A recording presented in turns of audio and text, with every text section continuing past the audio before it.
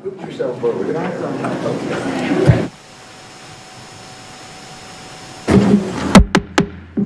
Good evening.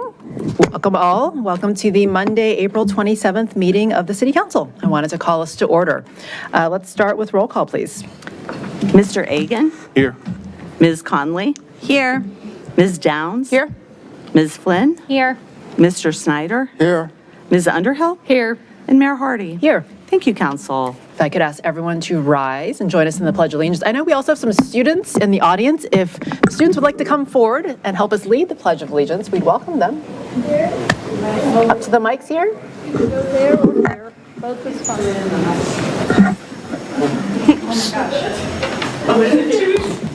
Here we go. Second. Yes. I'm feeling it. Pledge allegiance To the flag of the United States of America and to the republic for which it stands, one nation, under God, indivisible, with liberty and justice for all. God bless you. Well done. Thank you. Is there a motion tonight to adopt our meeting agenda? I move to adopt the meeting agenda. Is there a second?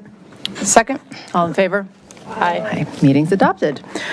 Tonight is the beginning of Proclamation Month, and so we have a number of special proclamations tonight. But first off, before we get to those, we want to do a special recognition of our Employee of the Year. And so I wanted to invite Sharon Gibson, our HR Director, as well as representatives from our Employee Review Board to talk about Dilraj Sidhu, who we had a chance to honor right before this at our reception.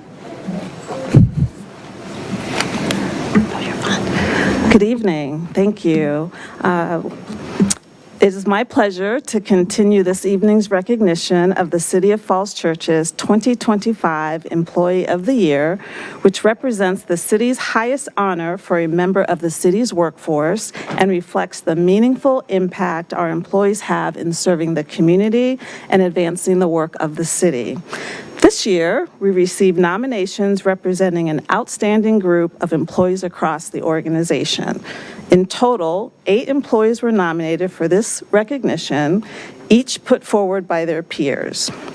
I'm pleased to announce that the recipient of the 2025 Employee of the Year Award is Dilraj Sidhu, Deputy Building Official.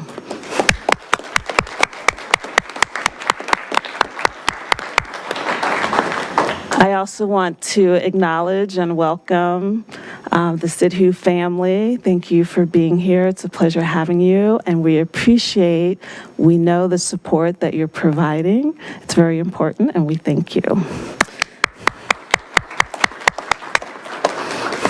So this year, the selection was made by the city's Employee Review Board, comprised of Mr. Edwin B. Henderson II and Mr. Joseph Rollo, who, after careful consideration, made the selection of the Employee of the Year. At this time, I would like to invite Mr. Rollo from the Employee Review Board to share remarks and formally read the justification for this year's selection. Thank you. Members of the council, good evening. Good evening, everyone.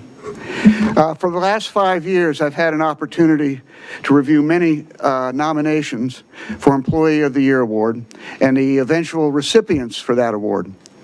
This year has been no exception. Mr. Sidhu's nomination letter reads in part. Would you like to join me?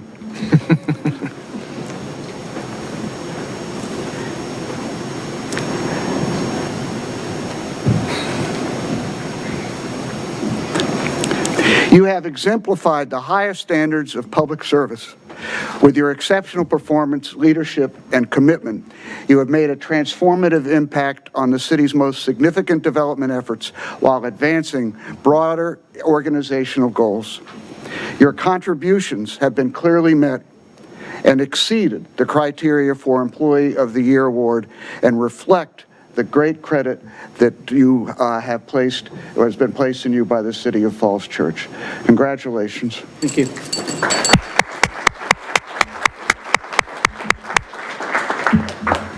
You want to? Before you leave, we do want to present a plaque in recognition of your selection of Employee of the Year. And I know we opened up the floor for remarks earlier, but I do want to give just a minute in case anyone wanted to share some remarks regarding our nominee for 2025 Employee of the Year. Okay. Guess we've had plenty of that for today. Too much for good things. So with that, I will present this to Mr. Rollo and the Employee of the Review Board to present. So if you want to read the inscription, I'll read it. Sure. So, the inscription reads, 2025 Employee of the Year, Dilraj Sidhu, in recognition of outstanding achievement in advancing and improving public service in the City of Falls Church. Thank you. And with that, we would like to invite the Employee Review Board, Dilraj, City Leadership, to the dais to take a picture.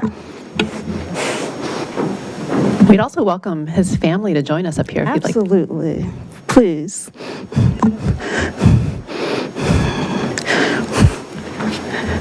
Ms. DeSalle, would you like to join us?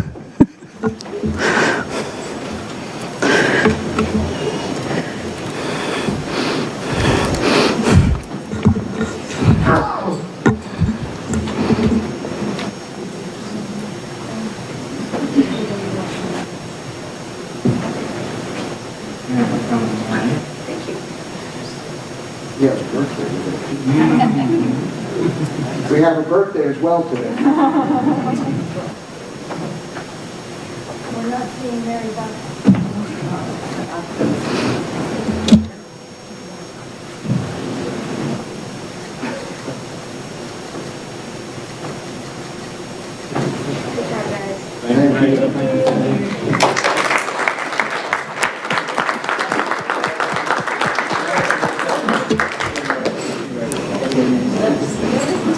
You have a Not much, but. Happy birthday.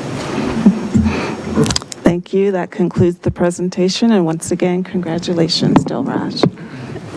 And Dilraj, before you go, I think you've had lots of things said about you that I think probably embarrass you, but I do want to note that earlier in the reception when you had your brief speech, I really appreciated how you spoke about the team first in building safety, and you said that all the accomplishments that you're receiving, the Employee of the Award, wouldn't be possible without kind of the team effort of building safety. And I think that says a lot about you as a quiet leader and the integrity and all your hard work. So thank you for, again, all that you've given us in Falls Church, and we're so glad that you're part of us. Thank you.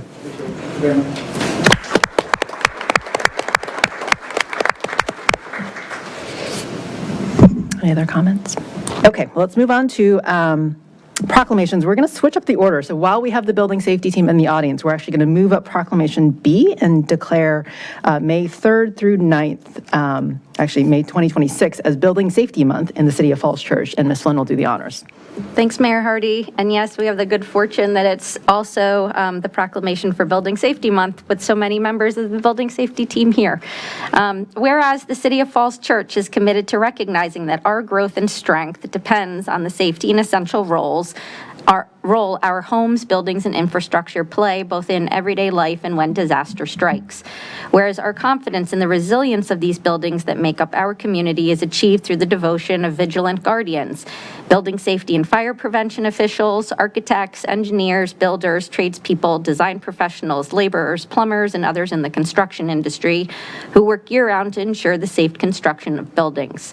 And whereas these guardians are dedicated members of the Virginia Building Code Association and International Code Council, nonprofit organizations that bring together local, state, territorial, tribal, and federal officials who are experts in the built environment to create and implement the highest quality codes to protect us in the buildings where we live, learn, work, and play.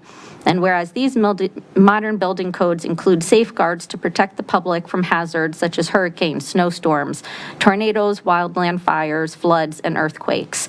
And whereas Building Safety Month is sponsored by the International Code Council to remind the public about the critical role of our community's largely unknown protectors of public safety, our local officials, who assure us of safe, sustainable, and affordable buildings that are essential to our prosperity. And whereas Built to Last, the theme for Building Safety Month 2026, encourages us all to get involved and raise awareness about building safety on a personal, local, and global scale.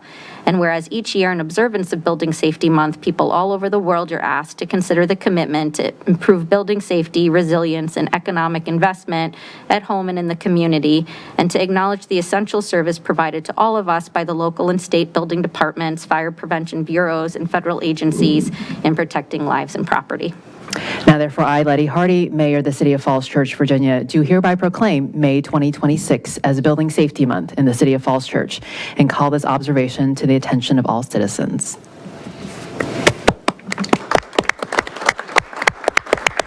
If I could invite our building safety team, so Dilraj, John Russell, and others, to come join us to receive the proclamation. Thank you for making possible all of our safe buildings and everything that we do take for granted around the city.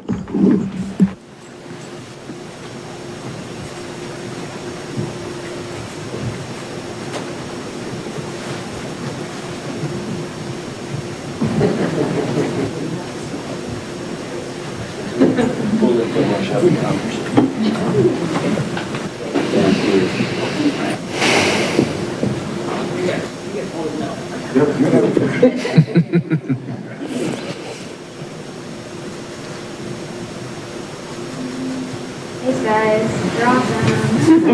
Thank you.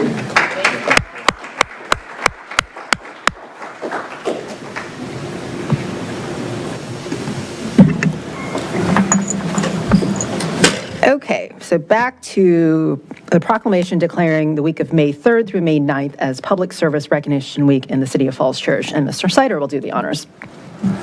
This proclamation makes the point that each and every one of our public officials, public servants, are important and do important work. Whereas public servants work at the federal, state, county, and city levels to provide localities across the United States with the essential services they need to function. And whereas the work of public servants encompasses a wide variety of responsibilities, including promoting and maintaining public safety, educating our children, hosting community events, repairing and maintaining our streets, sewer systems, and public utilities, caring for vulnerable populations, promoting fairness and inclusion, protecting our natural environment, engaging with the public, and providing responsive customer service, all of which come together to form a well-functioning, efficient, and effective system that meets the needs of the community. And whereas public servants turn our community dreams into a reality, turning proposals and legislation into tangible outcomes through the policies, programs, and projects that they organize and execute. And whereas public servants are on the front line of emergencies, working round the clock to ensure the safety of the community and to facilitate its ability to function during times of difficulty. And whereas city and school employees always go the extra mile to meet the needs of the Falls Church community. Now, therefore, I, Letty Hardy, Mayor of the City of Falls Church, Virginia, do hereby proclaim the week of May 3rd through 9th as Public Service Recognition Week, and thank all public servants for contributing to make the City of Falls Church such a great place to live, work, learn, and play, and ask the public to join in recognizing and celebrating the city's and schools' dedicated employees. I could invite everybody who works in local government and public service to come join us. Should be a really big group. Federal workers, Federal workers as well, especially this year. school workers, volunteers.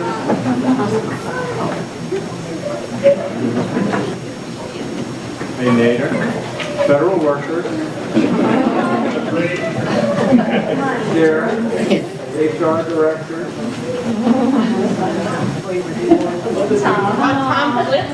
Tom Clinton, elected officials.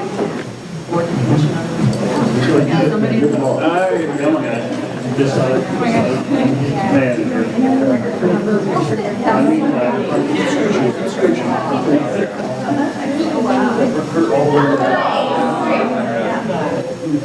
gonna need that up. Should we bring that in the middle?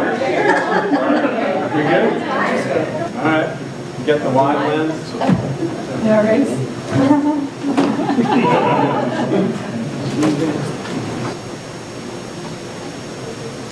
Sharon, can I actually get you to go on that side? I'm sorry. There's some balancing.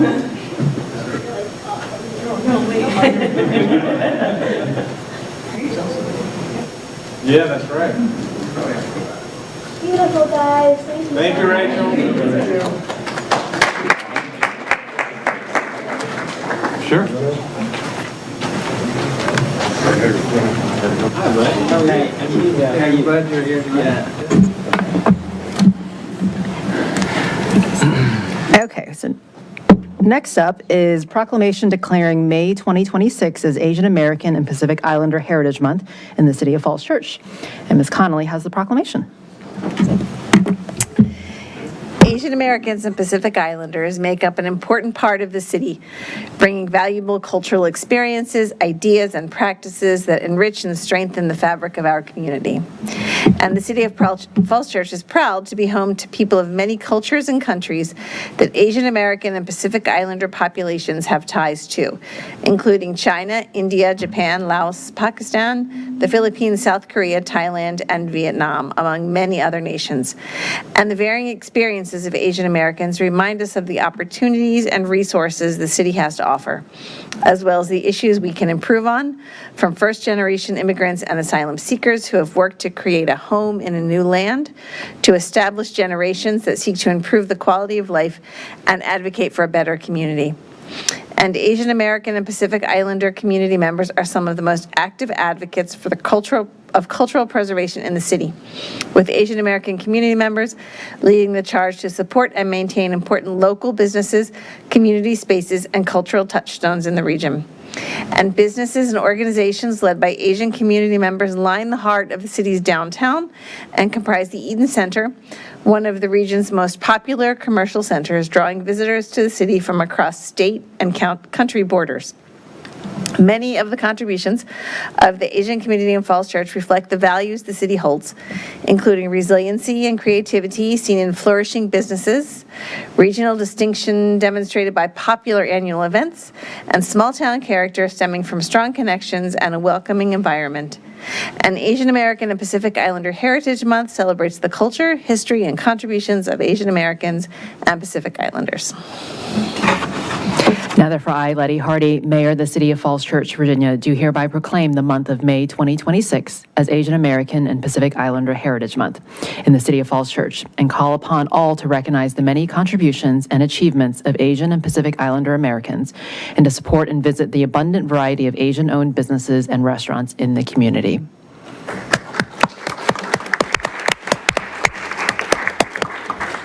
And Lay, I believe you're here to help accept the proclamation, or we'd welcome anyone else who would like to as well.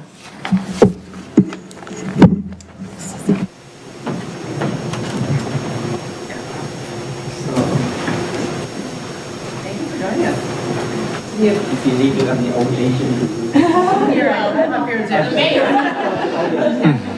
There's also a Vietnamese version there too, if you want. Okay, thank you. So thank you. Lay is our Vietnamese outreach specialist. He's been a really great addition to the city this year, so thank you for your work. All right, you want to hold it up?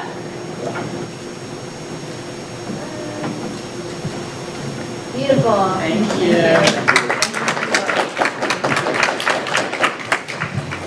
Thank you. Yeah.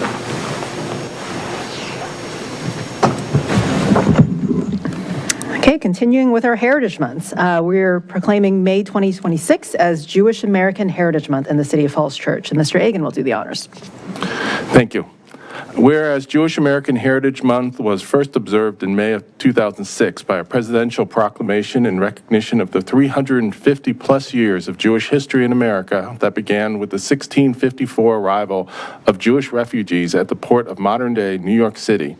And whereas Jewish American Heritage Month encourages the community to raise awareness and understanding of Jewish American history, heritage, and culture, both past and present. And whereas during this month, communities across the United States will celebrate the contributions of Jewish Americans, a diverse group of people representing many races, ethnicities, and Jewish movements, and whereas Jewish Americans have contributed significantly to cultural, social, and political fields, helping shape American sports, entertainment, arts, medicine, cuisine, science, government, and business, and whereas the city has been home to community leaders with Jewish heritage who took part in both founding and nurturing the City of Falls Church, including but not limited to Edith Abramson, Sue Alum, Lou Alum, Harold Hal Silverstein, and Ellen Salisbury. And whereas several of these leaders also helped to charter Temple Rodef Shalom, which has become the largest Jewish congregation in Virginia, and whereas the city wishes to honor the many contributions that Jewish Americans have made and continue to make to our community. Now therefore, I, Letty Hardy, Mayor of the City of Falls Church, Virginia, do hereby proclaim the month of May 2026 as Jewish American Heritage Month in the City of Falls Church, and call on all of our community members to observe this month with appropriate programs, ceremonies, and activities.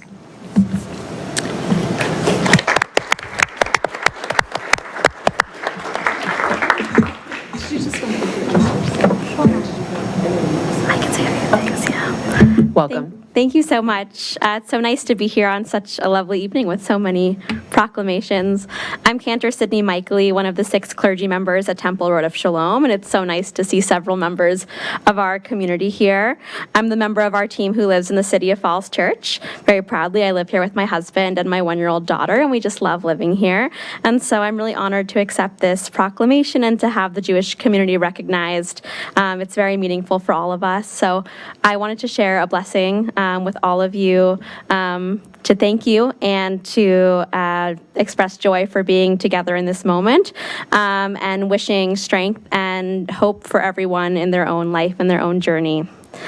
Baruch atah Adonai Eloheinu melech haolam, shehecheanu v'kimanu v'higianu lazman hazeh.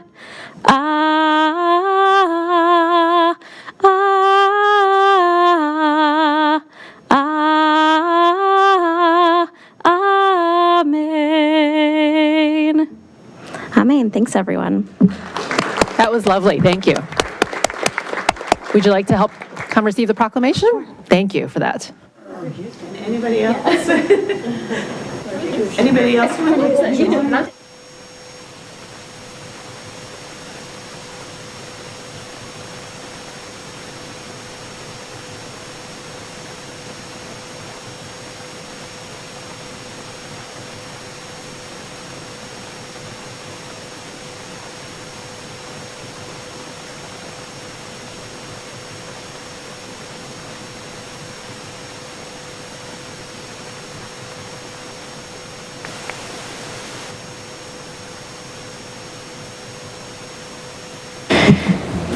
Okay, to round us out for proclamations, we have a proclamation declaring April 2026 as Arab American Heritage Month in the City of Falls Church. We originally issued this back in April, but I believe we have guests in the audience, and so we will have Vice Mayor Downs read the proclamation tonight.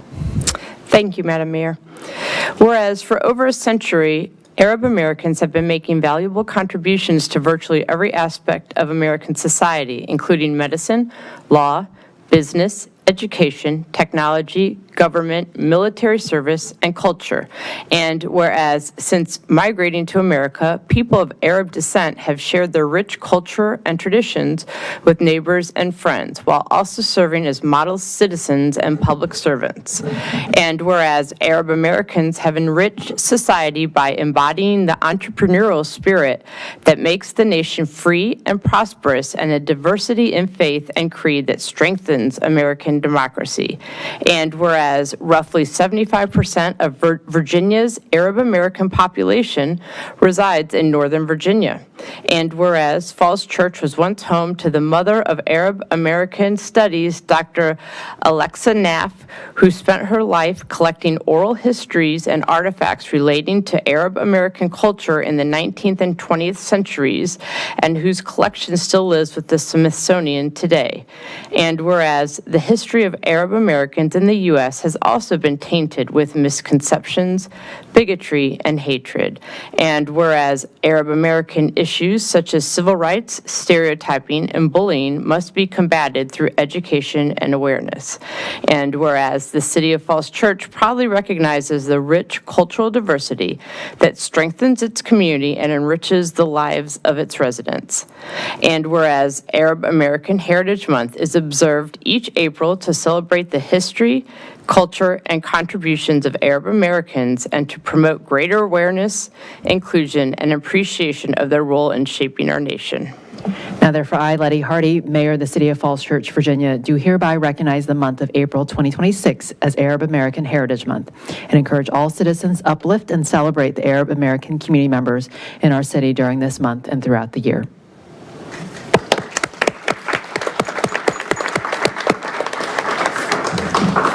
Are there people to help receive the proclamation? I don't think anybody joined us this evening, but they did receive the proclamation during the month of April. Okay, well, good, thank you. Well, thank you all for your patience as we went through that tonight. I think it's evident that diversity and the strength that we have as a city really comes from all the differences and not being similar. And so we appreciate everyone actually being able to be part of all the special proclamations we read tonight. To finish up kind of special presentations, we have Operation Earthwatch in the audience. And so I wanted to invite the kids as well as the organizers to come tell us about their program this year. You all were very patient through a bunch of ceremonial things.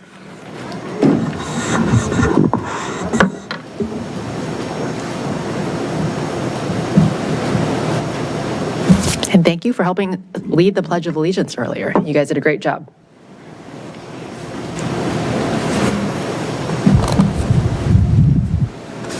Yeah, you can stand in the front, okay? Hi, good evening. We are Operation Earthwatch. Thank you to the City Council for having us here tonight. Operation Earthwatch is a free environmental action program for kids in kindergarten through 5th grade who attend Mount Daniel Elementary School, Oak Street Elementary School, St. James Catholic School, or if they live in the City of Falls Church but attend school elsewhere. Do you want to share your favorite thing about Operation Earthwatch? My favorite thing about Operation Earthwatch is like all the protecting nature stuff. It's important stuff. I like the t-shirt designs. The t-shirt designs. Operation Earthwatch is a wonderful way for students and their families to promote environmental action in our home and in the community. From October through March of each school year, Earthwatchers observe nature, participate in community events, conduct research, create art, and more. This year, Operation Earthwatch hosted 6 meetups at Mary Riley Stiles Library with more than 30 participants who worked on environmental action activities. 12 participants completed the full year's activities. My favorite thing about Operation Earthwatch is how it helped me realize small efforts can add up to something bigger. Students who complete all of the activity sheets in a given school year receive a t-shirt designed by the students. Our t-shirt contest theme this year was Build a Brighter Future by Conserving Energy, and 18 students contributed to the design. We are grateful to the civic organizations and businesses in the City of Falls Church that make Operation Earthwatch possible. We also want to thank our parent, teacher, and student volunteers, as well as the community for their support this year. And last but not least, we would like to recognize our high school volunteer, Sylvia Witt, who graduates next month. Sylvia has done so much for our program, and we are very excited for her next chapter. My favorite thing about Operation Earthwatch is the t-shirt contest. Thank you so much. Great, thank you. Nice work, kids. Would you like to come up? Maybe you'll get your photo in the newspaper if you all come up for a photo. What do you think?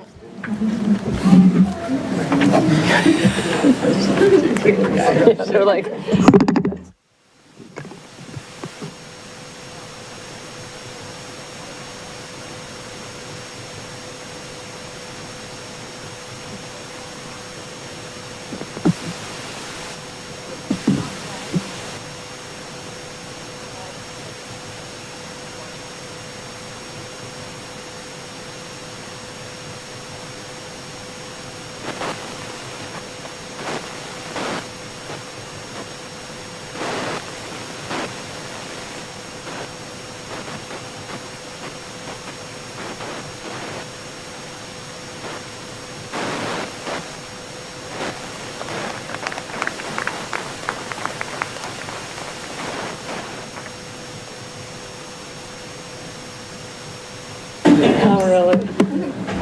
You'll have to bring back those t-shirts since everyone really liked the t-shirt design, what this year's winning t-shirt is. Thank you all.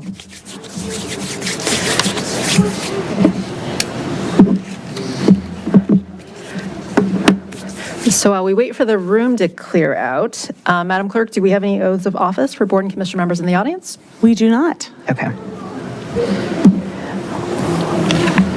Let's move on to receipt of public comment then. I know we have public hearings tonight, and so if you're here to speak about the budget, you're welcome to either speak now or speak when the item is called later on during the public hearing, but we would welcome public comments at any time. So let's start with the receipt of public comment through written comment summary first, please. Yes, and these are the comments, written comments received by the City Council since their last action meeting. Regarding the budget, the following wrote in support of installing solar panels on the community center: Matt Adams, Will and Caroline Below, Sean Dakin, Anne Marie Vid, Laura Ledwith, Cara Nath, Ida Peterson, Sandra Tarpinian, and John Ward. The following requested that in the FY27 budget, the schools are funded at a level that maintains current services for students. We heard from Ann Brady, Robert Kavanaugh, Jeff and Michelle Goldberg, Valerie Kelly, Eric Litwin and Natalia Sika, Kimberly Nevitt, Larry Rice, and Heather Schmidt, the AAB chair. Allison Bromley asked that the budget support stricter enforcement of traffic laws on key streets, expanded sidewalk coverage for safer pedestrian access, and addition of a community center swimming pool. The following wrote with concerns about increasing taxes: Sophie Darling and Marcia Hertzberg. The Falls Church Climate Action Network asks that the 2027 budget elevate coordinated climate and energy work by appointing a senior leader on energy and developing an energy budget crosswalk.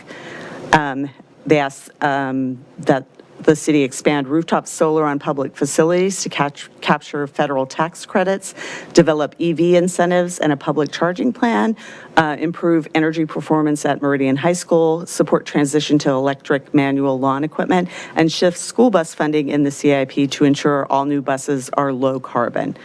The Environmental Sustainability Council voted to support the budget goals outlined in the FCCAN letter, Falls Church Climate Action Network letter. Mary Kate Hughes wrote to support the budget goals the school board wrote to the city council about. Kristen Shapiro wrote in support of continuing the revenue sharing agreement with schools.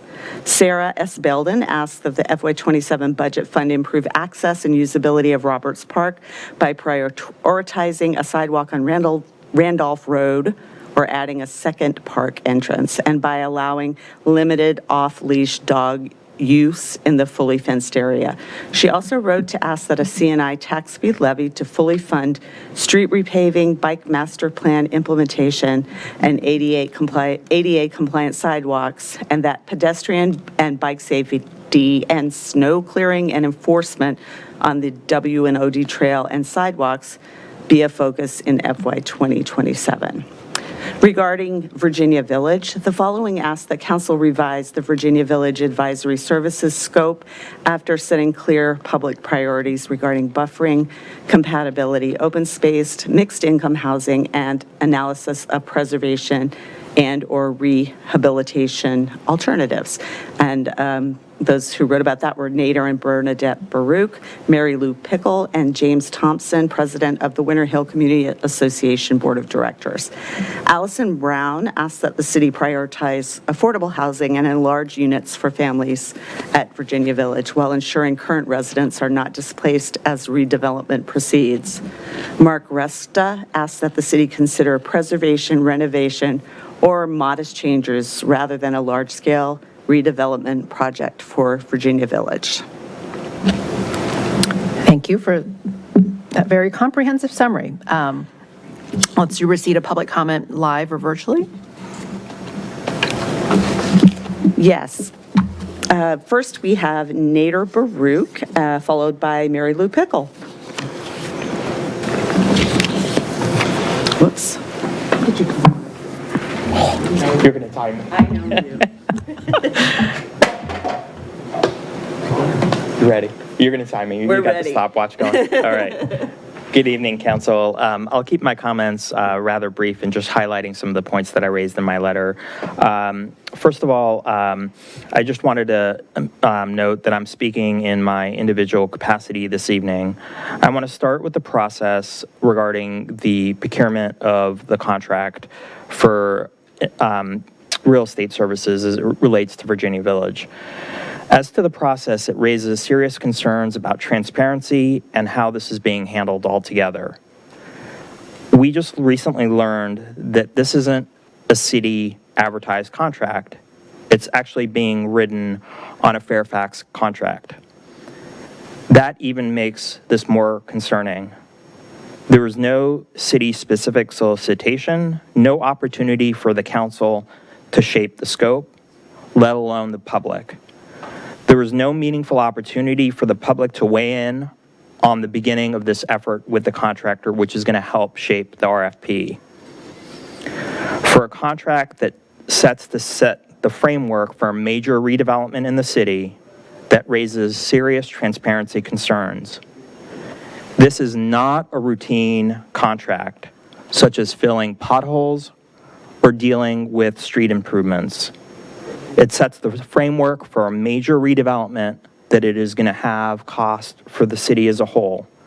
What gets studied, how opinions are defined, and ultimately what gets built. Advancing that framework before the council has clearly set priorities and before the public has had a meaningful opportunity to weigh in calls into question the integrity of the process, narrows the range of outcomes before guardrails have been set publicly. On substance, the scope is clear on affordable housing and financial feasibility, both goals which I support. What it doesn't clearly require is buffering, building scale, compatibility with adjoining neighborhoods, or a meaningful opportunity for open space. Those are baseline planning requirements. If they are not explicit, they won't meaningfully shape the outcome. Those omissions are not accidental. They signal that they are not priorities in this process, despite multiple comments made by staff and council members. If they're not in the scope, they won't ultimately get done, and the contractor won't know how critical they are to the community. The scope also relies on broad language such as affordable housing, fiscal, and community objectives without defining what community objectives are. In practice, what that means is focus will be on unit count and what's economically feasible will drive the decisions while buffering compatibility carry less weight. There are also additional gaps such as no clear income requirements in market rate housing. So the first step should be to revisit the scope and re-advertise it. If that is not done, at minimum, the RFP must explicitly have these requirements in it. This is the moment to set expectations. It's the moment to be transparent. If they are not set now, they won't be part of the outcome moving forward. Thank you. Thank you. Next, we have Mary Lou Pickle, followed by Dave Gustafson.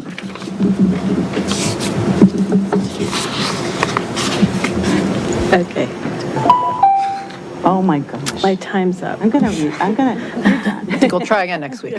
Here we go. Okay, you start and I'll start it in a second. Okay. Dear Honorable Mayor and City Council, thank you again for all the hard work you're doing for our community and for the city. It's appreciated. I wanted to reiterate the comments that you got about the school funding, that it be funded at levels that keep student services at the present level. And also, I wanted to talk about Virginia Square. I did want you to please do whatever you have to do, if it's re-advertise, if it's advertise it to begin with, the scope, the contract for the scope for Virginia Village, so that you can include direction to the consultants to incorporate important scale elements at the outset of the process. These elements should include transitions in scale to harmonize with existing neighborhoods. The scope should include buffering, setbacks, extension of contiguous green space. It should include evaluation of rehabbing the units and expansion of the present units rather than tearing them down to build something else. It should include a mixed income framework that includes market rate housing. I just ask you to take the time to get this right. You have the time. You really do. And it feels like the city is in a hurry to do this. But I would just pray that you think carefully and consider the contract, because it will shape neighborhoods and have a big impact on residents and commuters. It's not isolated in that one area. It will have a larger impact. So again, thank you for the work that you do, and I appreciate you taking into consideration those values. Thank you. Thank you for joining us.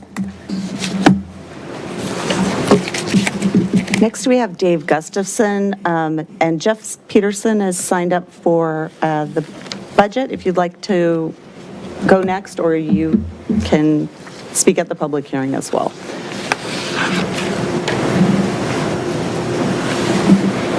All right, good evening, Mayor Hardy, members of City Council and City staff. I want to start with a few thank yous.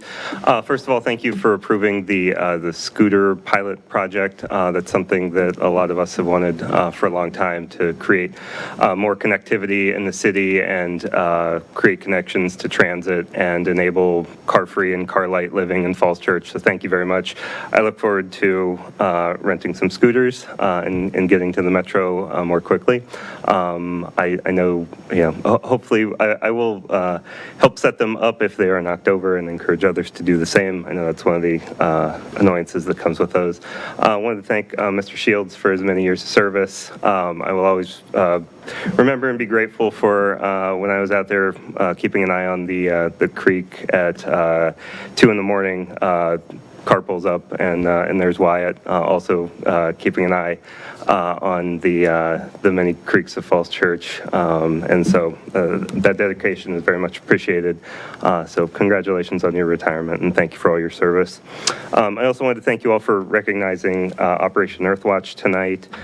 In that same vein, I wanted to join the other folks who wrote in to encourage City Council to add community center solar as part of your FY27 budget. We've had some extreme weather lately. Not too long ago we had snowcrete that was paralyzing the city. We've had extreme weather in the summers. We've had horrible air outside. So anything we can do to advance our climate goals that were adopted recently. The sooner that we get solar panels on the community center, the sooner they start to pay for themselves. And unfortunately, the federal government is killing off the tax credits at December 31st, 2027. So if we want to make this even more of a win-win for the climate and for our budget amid the rising costs with the war in Iran and data center usage, community center solar is a good investment. So thank you all all for all the extra hours and extra effort you're putting into the budget negotiations. It's very appreciated. Thank you. Thank you. Mr. Peterson, did you want to speak now, or? Thank you. So we have some folks signed up for the actual budget public hearing, so Okay. I'll hold on to those. So is that it for live public comment tonight? Yes. Okay. Well, we have two. Was there someone online that was waiting to speak? No. Thank you. Just trying to make sure I'm not up yet. I'm on the agenda. Okay. So we're good on public comment for now. Yes. Okay. Well, we have two annual reports tonight, so we wanted to welcome the ESC's annual report as well as the retirement board. Welcome, Mr. Trauberman. Yes, and we have gone back to our tradition of 5-minute timing of reports, so just wanted to remind everybody. I just want to circle back to the Operation Earthwatch before I get into the formal thing, because this is like a little teary moment for me. My daughter, who's now 26 years old, started off in that program, and she went through it, and she marched in the parade, and then she went on in high school to be a student rep to the Environmental Sustainability Council, and she organized the Operation Earthwatch party for 2 years in a row. And she would come home and she said, "Dad, you need to get involved in the Environmental Sustainability Council, because I know you care about this kind of stuff." And I think one year, finally, in 2019, I came along and I joined the ESC, and here I am at the pinnacle Now you're chair of environmental stuff here in the City of Falls Church. Please thank your daughter for us then. Yeah, her name's Hannah. She's great. Anyway, thank you. Good evening, Mayor Hardy, Vice Mayor Downs, and members of the City Council. I am Mike Trauberman, as you know now, Chair of the Environmental Sustainability Council. Thank you for the opportunity to present our 2025 annual report, and more importantly, thank you for your continued leadership advancing environmental sustainability in Falls Church. The ESC serves as an advisory body to the City Council and the public on environmental issues affecting the city. We have 9 seats, with 2 currently vacant, and we are also supported by 6 student representatives. I'm joined in leadership by my Vice Chair, Matt Cunningham.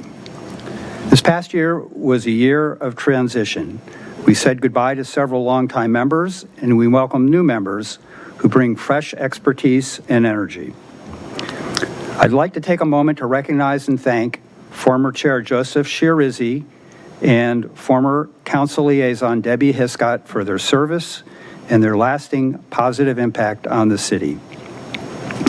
Our work is supported by 3 groups: the Energy Transition Subcommittee, led by John Ward, the Habitat Restoration Task Group, led by Amy Crumpton, and the Education Task Group, which runs Operation Earthwatch, led by Kathy Height, who you all saw before. We also benefit from strong support from our liaisons. First, Councilmember Mary Beth Connolly, whom we were delighted to welcome at the start of this year. Planning Commissioner Tim Stevens, the Dean of Environmentalism in the City of Falls Church, and Kurt Lawrence, the city's environmental planner. Kurt's partnership is essential to our work, and we're very grateful for his support. Thank you, Kurt. We also stay connected with local environmental groups, including the Falls Church Climate Action Network, Bike Falls Church, and the Sierra Club, which helps inform and strengthens our recommendations. Turning to our work. 2025 and early 26 have been very productive. Much of our focus has been on supporting implementation of the city's energy action plans, and together with council and staff, we've made meaningful progress. Highlights include funding rooftop solar at Aurora House, completing the geothermal system at the community center, authorizing the CPACE financing program, launching the shared mobility devices pilot, strengthening minimum tree canopy requirements in non-residential zones, rolling out organics collection and an incentivized solid waste fee, and adopting the accessory dwelling zoning amendment. These are significant accomplishments, and we appreciate your collaboration in making them possible. At the same time, the challenge in front of us remains urgent. The past 3 years have been the hottest on record. Climate change is already affecting our community through higher temperatures, more intense storms, and rising costs. And while Falls Church has taken important steps, we are not on track to meet our goals of reducing emissions 50% by 2030 and reaching net zero by 2050. Closing that gap will require faster progress and broader changes in how we build, how we travel, and how we use energy. Every year of delay locks in more damage and increases the cost of protecting our residents, our infrastructure, and our local economy. Looking ahead, the ESC will focus on several key priorities. We will continue tracking and supporting implementation of the city's energy plans. We'll launch a green building initiative to bring forward practical, regionally informed recommendations. We'll support advocacy for more energy-efficient statewide building code and promote the residential energy audit program so residents can take concrete steps to reduce energy use in their homes. We will continue to push for expanded solar installations on government, school, and private buildings, including the community center. We also develop recommendations to encourage electric vehicle adoption. In closing, the ESC is proud of what we've accomplished, but our impact ultimately depends on your action. We appreciate your leadership and partnership, and we look forward to continuing this work together in the year ahead. Thank you, and I'm happy to take any questions. Great. Well, thank you for assuming leadership of the ESC. I think I said in a comment earlier when we were debating budget, what's kind of urgent and important in climate change. I think you make a very good case. It is both urgent and important. So hopefully we will continue making progress despite a lot of work to do. Yes, thank you very much for So that. questions or comments for Mr. Trauberman? Vice Mayor? Thank you, Mr. Trauberman, for all your great work. Just two quick questions.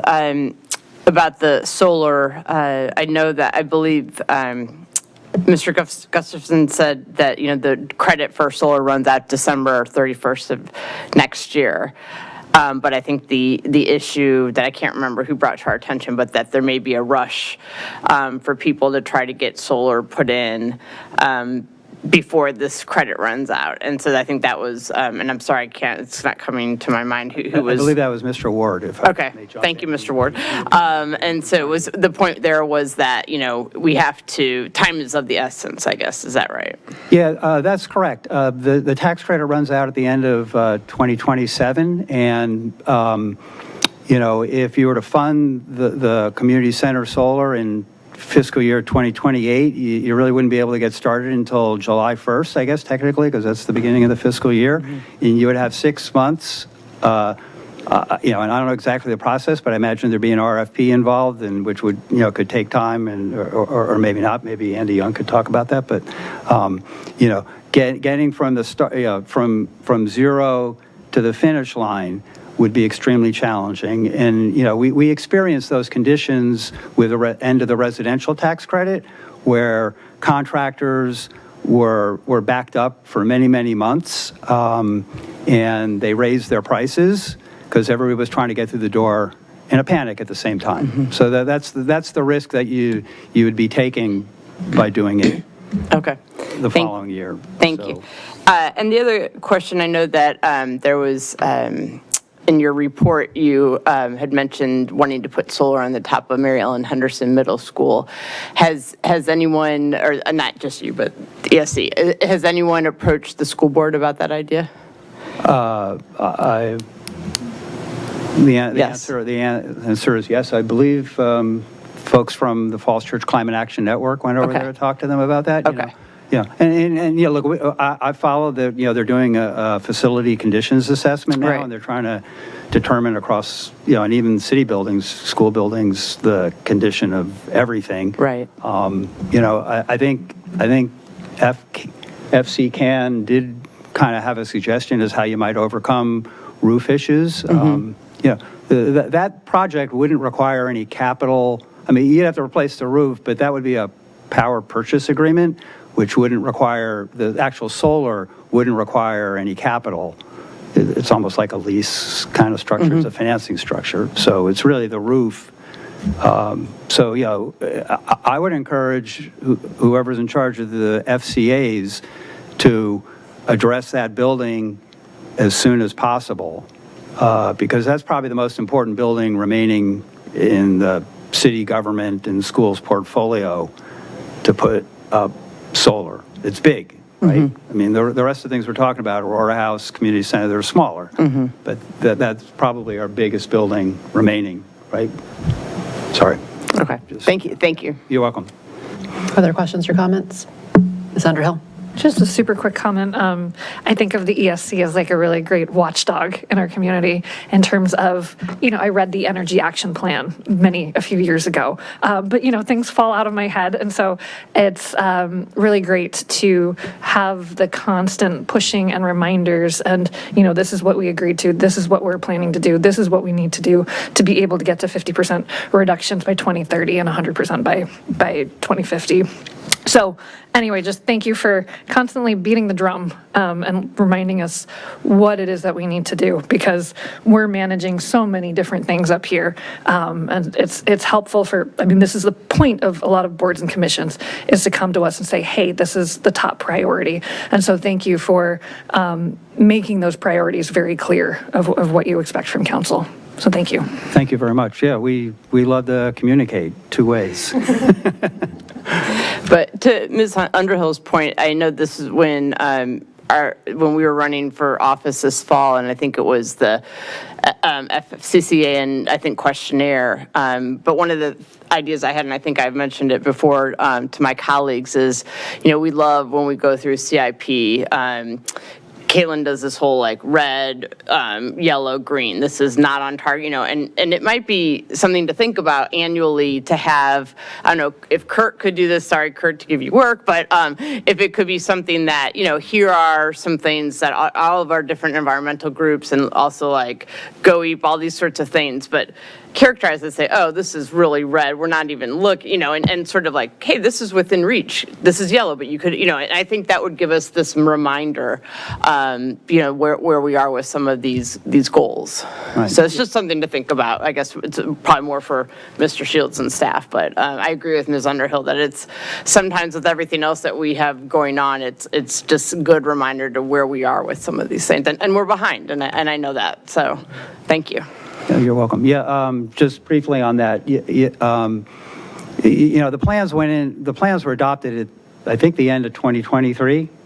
Okay, so we're a few years into it, and I know Kurt has been working on, like, with ESC, you know, metrics. How do we determine whether we're on pace to the various metrics that are laid out in those energy plans? And we sort of dove into that last year for the first time. Is that right, Kurt? Yeah. And you know, we got some data, and we need a lot more data. So, you know, we're working on that, and you know, that's the community plan, the government plan. I guess Lionel is now finally kind of on board with that, if I'm not mistaken, of you know, kind of reporting out on that. Maybe I'm, but yeah, we don't really have much on the government plan. I would say that the Falls Church Climate Action Network took a stab at the, I think it was the community energy plan. I think it was a community energy plan, and they put out a report, I think it was last fall, kind of tracking. But, you know, Red, yeah, we'd love to see that. I think my guess is in progress, and Kurt and Lionel will get together and put out a report every year. Hopefully, that would be great. Thank you. Mr. Reagan. I just wanted to touch on something that's new and someplace I think the committee can really help dig into a little bit, as staff is resource constrained on often on like everything. Coming out of Richmond is the balcony solar, and is this something that would help us? And I kind of understand it. I don't know if it's practical. Is it a realistic thing for the city?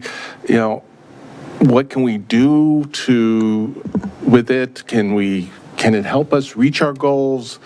I think understanding and coming up and researching, I think, would be a place that the ESC could really help.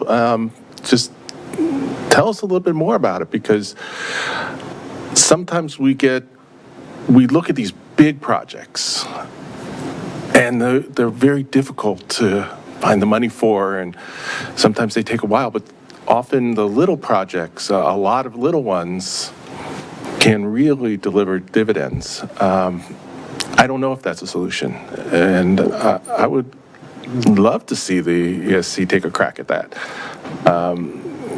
and hear your thoughts on the little stuff like that. Thank you. Yeah, no, that's an excellent point. That was a late-breaking development in the last few months. The plug-in solar, balcony solar, is actually pretty simple, and it works, and people will be able to use it without, you'll be able to put up to, I think, 1,200 watts on your, so it's a good thing. And you can put it on in a balcony in an apartment building, plug it right into an outlet, and the electric company can't tell you not to do that, or your apartment manager can't tell you to do that. You can do it. So it'd be something that we ought to, we certainly will promote. Thank you. Thank you. Any other final, Mr. Snyder? Sure. Thanks very much for your work, and thanks for the recommendations. The rooftop solar for the community center. So how does the federal program work? And what's the out-of-pocket cost for the city to do that? Rooftop solar on the community center. Okay. The first part is how does the tax credit work? Which is... I know how tax credits work if you're paying taxes. The city doesn't pay taxes, so how does that work? Well, they have what's called, in the Inflation Reduction Act, which is, this was still part of, they have what's called a refundable tax credit, where not-for-profits and governments can claim the tax credit just by filing a simple, I will never say anything simple, but a tax return. And I believe the city may have already done that, if somebody, for the geothermal. For the geothermal at the community center. But what I'm interested in is, how does this program work? Is it different? Is it the same as the geothermal? It's a different section. It's called I think it's the Section 48E, Section 48E Clean Energy Tax Credit. And it's geared towards, they got rid of the residential, but businesses can still, and governments can still take advantage of the tax credit through the end of 2027. So it was just a separate portion that they didn't get rid of.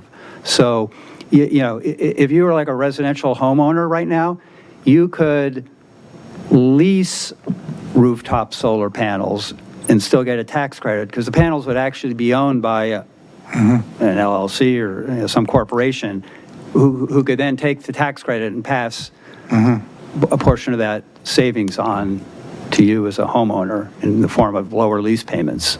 So if you're a corporate entity, if you're a government, you can still claim the tax credit through the end of... So I'm trying to dig down, what's the total cost of the project, and then what's the total offset potential for the tax credit, and what if we don't get the tax credit? Right. So in the CIP, I believe the total project costs on this were listed as $182,000 in 2028 dollars. And the underlying project itself, the actual hard costs for the solar was around, I'm thinking $133,000 or so. It must have been 150. It was about 30 some odd thousand for soft costs, and I'm not sure exactly what those are. But the hard costs were whatever the difference between 182 and the soft costs are. So, and the tax credit would be 30% of the hard costs, so approximately $40,000. And if you do the math, if you ask the question, what would happen if we didn't do it? Well, we didn't do it, the hard costs of the project, if we did solar eventually, but we missed the tax credit, the hard costs would be 43% more than if we did it with a tax credit, which is counterintuitive when you think about a 30% tax credit, but it's a smaller number. Do the math. Okay. Is the tax credit assured? So it's a substantial savings, and there are other aspects to it where if you move you get the panels running sooner, you'll save another year of electricity sooner. And I know there have been some questions in the comments. What will it achieve that we're not achieving with geothermal? Because we spent a lot of money on geothermal in that building. So what would this achieve that geothermal hasn't? What would this achieve? In terms of energy savings. It'll provide renewable energy for the city. It'll lower our greenhouse gas emissions. No. I was asking, in that building, we already have geothermal in the building. Right. So what I'm trying to do is, have we calculated what is the additional value for putting solar in, since we've already got geothermal in there? Well, the geothermal is used for heating and cooling in the building. I don't believe it even covers the entire community center. I think it's just a portion of the community center heating and cooling. So the community center continues to use lots of electricity that it gets from Dominion, from the grid, which costs money and has a greater greenhouse gas emission impact than the solar panels would. Okay. So it'll lower emissions, it'll save us utility costs. Yeah, I'm just trying to do a cost-benefit analysis here, that's all. So I appreciate, thanks for the information. Yeah, you're welcome. I'd be happy to assist in going through this in the numbers and work with staff, but I think, I think staff has a pretty good grasp on those numbers. I mean, you Thank you. So you're welcome. Okay. Other questions or comments? So I have a few. Building along the lines of solar, I know that in the your annual report, Mr. Trauberman, it noted that Meridian High School's energy performance is not where we thought it would be, so that utility bills aren't decreasing. And I think we had built it expecting it to be net zero ready. We added the PV panels a couple years ago. Given that you guys really love to dig in, I would be curious whether there's an opportunity to learn from whatever's going wrong. One, fix it at Meridian, because obviously it's a giant school and should be performing better. And two, are there any learnings to apply before we add PV to Aurora House? And then this new discussion on community center as well. So that's kind of one request. Second, I love that you talked about looking at solid waste and composting options at multifamily, given that that's half of our housing stock now in the city. Likewise, it'd be great to extend to our business community. I know we have a handful of businesses that actually voluntarily compost, and it's complicated because they use big haulers depending on who their landlords are, but that might be another angle to pursue, is how we can get less waste, I think, out of our business community, and partnering with chambers or other businesses too. Finally, I guess I wanted to be a +3 on the hold us accountable on these goals. So we adopted kind of Go EAP and SEEP goals several years ago. And so similar to CIP dashboards, affordable housing goals, Vision Zero, complete streets, things that we've adopted and said are important policies. I would love for the ESC and FCCAN to hold us accountable and continue holding us accountable on how we're doing against them. So whether it's a red, yellow, green dashboard, whether it's metrics and goals that we're not hitting, because we are trying to balance so many things. But at the end of the day, this is both important and urgent. And I think on the community center solar, if there's an opportunity, I think the fact that it's in the CIP, I think there's agreement that this is important to do. And I think you're really trying to make the case that this is important to do earlier so we don't run the risk of losing that 40,000 tax credits that would really not only, one, help offset the cost, but two, help make the ROI come back sooner to us. The faster we can get the roof on there with PV, the better it is for the city's utility bill. So I'm certainly open to the conversation how we can fund that sooner, although CIP is tight, but I think you make a compelling case that that is one area that we can, start doing more on climate, given that we are not doing enough, I think, in my opinion. So thank you for your advocacy and for your report and all your work in the ESC. Thank you very much. You're welcome. Appreciate it. Thanks for your time and attention and consideration. Thank you. I'm sure we'll discuss that again when we get to budget and CIP at the end of the night too. So we'll revisit that again. The next annual report, thank you, Ms. Rydberg, thank you for your patience, is the Retirement Board. Welcome.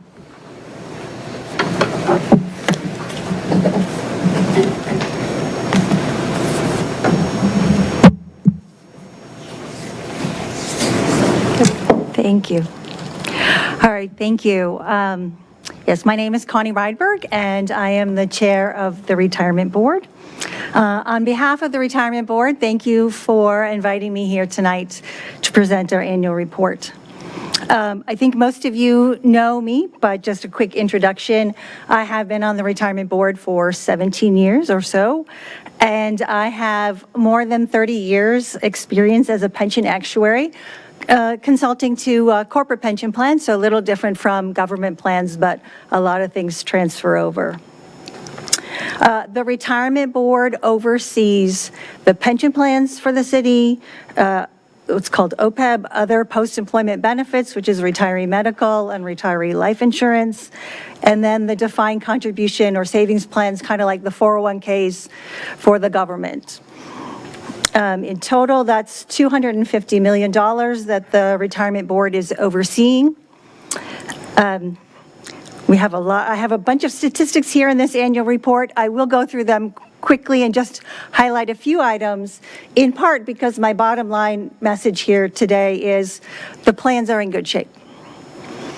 So jumping to the table in line 11, this just outlines for our pension plans and our OPEB plan the return on assets that we are earning in the plans. We look at it from a long-term perspective, so we look at the 7-year average returns, which are in the second to the last column, and you can see those are strong and ahead of our long-term expectation of 6.5%. All right, moving on to the table in line 25.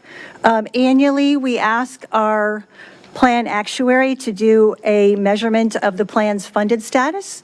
So we ask them to calculate what's the value of the benefits that we've promised to employees and former employees, what's the value of that promise, and then what are the assets that we have to back that up, and where do we stand? So the funded status of the plans are outlined again in the second to the last column. You can see those are strong, above 100%, and very consistent with the prior year. Moving right along. Water sale. So as a reminder, back in 2014, when the city sold our water system, $9.2 million of those proceeds were invested in the pension plan, really to create an endowment. So the idea is not to touch the principal, but the investment earnings there can be used by the city for other programs. It's through a sort of a complicated mechanism, but I would say it's worked very well for the city. So jumping down to line 41, just what has the value of the city, what has the value of that 9.2 million been for the city over the 10 years, FY16 through FY25? Well, the principal is increased by $1.1 million. We have a reserve account, so when the city chooses not to use the full allocation of investment earnings and decides to hold some back, we've created this reserve account, so that's at $3.4 million right now. And then in the 10 years, $4.6 million of those investment earnings have been used for this by the city for various projects. So in total, $9.1 million of return to the city over the 10-year period. So for an average of about $900,000 per year. At this point in my annual report, I always like to remember and thank the late Ira Kalin, Ms. Connolly, Mr. Snyder, for their leadership and vision in making this idea a reality. I think it's arguably worked out very well for the city.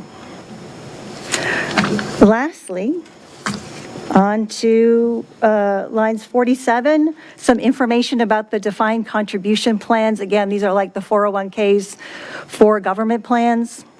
In this top table, we look at the asset allocation, so where it says 457B asset allocation, these are the investments chosen by the employees. We look at this and say these are well diversified. So we are on track there.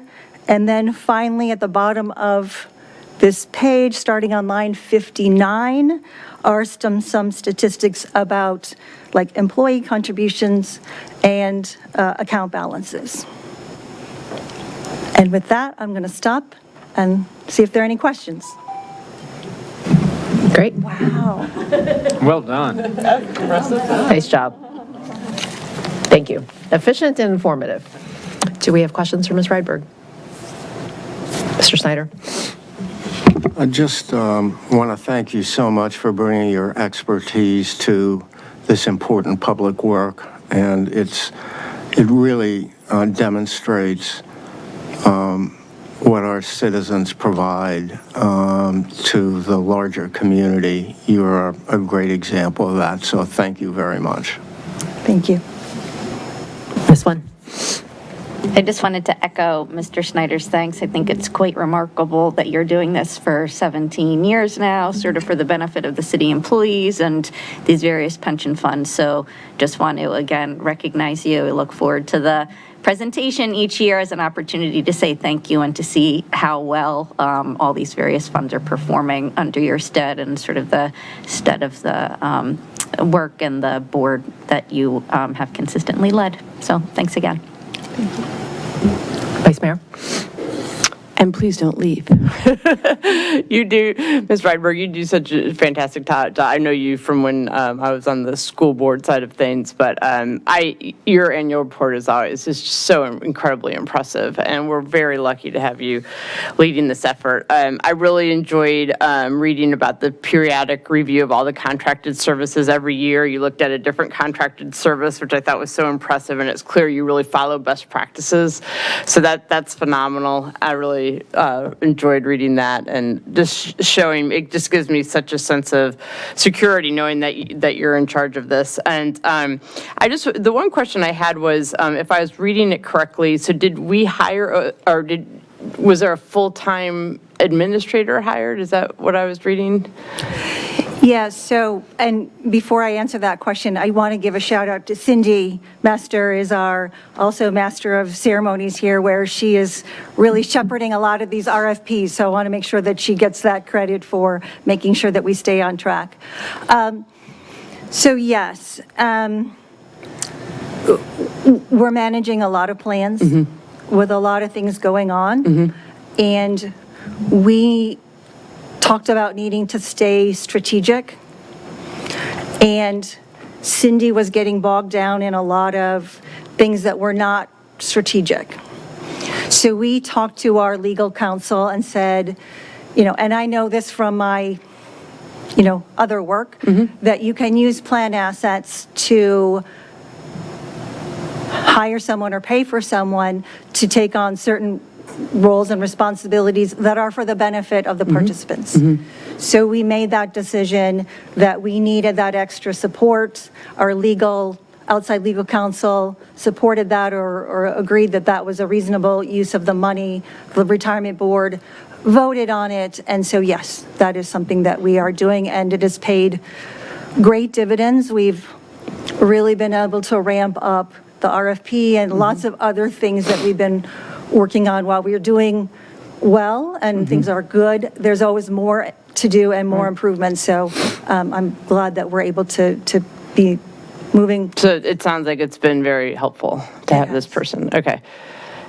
Yeah, Cindy's big head nod from Cindy. No, I think that's one of those things where it's money well spent, right? I mean, if we, because you have your own full-time job, Ms. Mesters has her plate very full. If something were to fall through the cracks, that would be devastating to and so I fully support that. And I think again, this is money well spent to make sure that we've got everything in alignment. So thank you very much. Ms. Underhill? Just want wanted to make a quick comment as the former liaison to the retirement board. I think one of the great things about the retirement board is the fact that it has employees and people that and citizens who might not necessarily know exactly how a pension fund works, mixed with experts like you. And so one of the things that I have been particularly grateful for with your service on the board is specifically how you take the time to explain things. And you will, if somebody says something and they're not quite clear, you'll actually be able to step in and help usher the conversation and sort of set the parameters and guide people to better understand exactly, this gets complicated, exactly how things work. So anyway, big thank you for all of that. Thank you. And we are very fortunate. We have 3 citizens on the board, myself, a person with significant investment background, and someone with a legal background. So we really are very fortunate to have some very specific skills from the citizens, and then of course the employees bring their perspective, which is very, very valuable as we manage these monies for them. Mr. Reagan. And as the current liaison to the retirement board, I've been to a whole one meeting, because you meet quarterly, so that's all there's been. And I was very impressed. I didn't have to do anything. It was like, you guys knew what you were doing. I'm looking forward to more of the same and seeing what you guys do, because I think this is a board and commission that really has their act together. Thank you. Great. Well, echo the thanks. I think we are very lucky to have your long service, so please extend our thanks to everyone on the retirement board as well. Thank you. Okay. I think that is it for the special reports. I think we're ready to move on to report of the city manager. Thank you, Mayor Hardy and members of council. I'll just have 2 quick reports. One, I would like to just highlight the great work of the Falls Church 250th Committee. And I really would like to invite all the members of the public to participate in the events that are lined up. Almost every week there's a 250th event that is planned. And so you can go online, you can see things that are happening. And so just as a few highlights, on April 30th, there's a soapbox series at the 4 Ps, where the theme is Irish immigrants and their contributions to the city and the nation. The Women's History Walk on May 9th. Stories from federal employees. Federal employees are so much of the fabric of the City of Falls Church. And that one's going to be focused on the Department of Education on May 10th. And the list goes on, and one of the climactic events will be on July 3rd. Ask everybody to mark it on their calendar right now, the Civic Jam that's planned right here in Cherry Hill Park from 6 p.m. till 10 p.m. on Friday, July 3rd. It'll be a celebration of civic life in the city. And if we think about what makes this country great is, of course, democracy, but what self-government really is about is that deep ecosystem of volunteers and civic leaders throughout our society, deep in our society, and that's where all of our protections of liberty ultimately lie. And it's really appropriate that that's what we're celebrating in the City of Falls Church. And it's going to be a really fun night with live music, great food, a beer garden, and the participation of so many of our great civic groups in the City of Falls Church. So mark that on the calendars, and a big thank you to the 250th Committee for their great organizing work, and Holly Irwin, our staff liaison to that group. The second thing I'd like to report on is on Wednesday, May 20th, we'll have our annual Department of Public Works open house at the Robert Goff Operations Center. So everybody's invited. It is a weekday night, and it's from 3 till 6:30.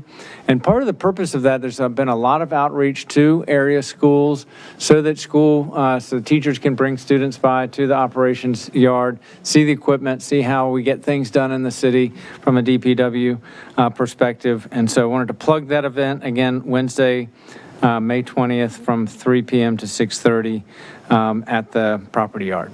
That's my report tonight. Happy to answer any questions. Thank you. I was also going to give props to OCOM and the FCC TV team for all the videos related to Falls Church 250. That's right, the reflections at 250. Yeah, the most recent one was terrific, so kudos to them Yeah, for that they've work. all been terrific, and we've had great civic leaders participate in that video series, and they're really inspiring, give you great excitement about what's going on in the city. Yep. I also just wanted to thank on the 250 front as well. I was at the opening of the 250 and counting exhibit at Falls Church Arts, which is really fantastic, and sort of just art reflecting our collective conscience and a lot of different sort of takes on, founding ideals and evolution of, those ideals and how collectively we're performing or falling short in different ways. And then the Arbor Day, thanks to the city and staff and to VPIS in particular for the Arbor Day and its tie-in to 250th with the giveaway of the 250 saplings, as well as the planting of the 100 trees in Cherry Hill Park, and the overall commitment to planting 250 trees throughout the city this year. So in addition to the upcoming events, also wanted to just thank everyone for their participation in those very recent events. Great, thank you. Do we have an official 250 tree? Like, is there one tree that's like, here's the 250th that's going up in the city, and we get like a little commemorative plaque? I don't know if there's a tree. The tree of the year is the oak, but it's a good question. Let me find out. I don't know if any of them are 250 years old. Well, eventually there will be, but whether we want one identified as the special 250 tree. Madam Mayor, this is a democracy, so we have 250 leaf trees. Okay. Okay, do we have council requests for Mr. Shields? Anyone? Okay, I have a few. I noticed that at Annandale and Gundry, there's a new quick build that's up with some flexi posts and some paint. That was a pleasant surprise. I don't know whether it was in response to the further concerns we had heard from the neighborhood, whether we had gone out and done some additional speed measurement, but one, whether we can get an update on the work, and two, whether the neighborhood still expects some sort of like post-project monitoring and data collection, because they were expecting that to happen in May. Right. So we do have the data collection we will have some numbers, I think, on that. The stop sign running is the big concern, and collecting data on that is difficult. But we will have some data to share. The flexi posts were installed as an additional measure, just in light of the ongoing concerns, particularly about that intersection and stop sign running there. Okay, I watched it for a good 45 minutes, even before the stop sign, before the flexi posts were put in, and then afterwards. And I do think it does, as most flexi post projects do, make you slow down and take the turn on a tighter one, so you can't kind of take it at a faster speed anymore. So that is helpful. Along the same lines, I had a whole large group of Grove Avenue neighbors come out to my walking office hours last week. And so as my commitment to them, I wanted to raise a broader concern is with the NTC program paused, I think we owe all the neighborhoods that have active cases in the queue kind of an update of where things stand during the pause, when they could expect things to be unpaused, what it means in the interim. Do we, anyway, interim measures as well as what we should expect, because I think they were anxiously waiting more actions. And I imagine there are other neighborhoods besides Grove who have that feedback. Anyone else? I'll also add to that. I mean, my expectation in the council retreat was not that we were pausing the neighborhood traffic calming program to discuss the scope of the neighborhood traffic calming relative to other ways to address traffic calming, and that it wasn't a pause on all traffic calming measures, and to the extent there needed to be top-down sort of rapid response implemented, that would continue to happen regardless of the conversation, which we've continued to stress should take place sooner rather than later post-budget cycle for determining next steps. I think we talked about scheduling a work session discussion on where we are with NTC in light of the pause. So probably would invite the CACT to join us for that discussion on how staff is thinking about it and next steps, and how we transition to more of the tops-down approach. Okay. Any other council requests? Madam Mayor, if I might, following up on Grove Street, there was an accident there, and I know that has a police report been issued yet?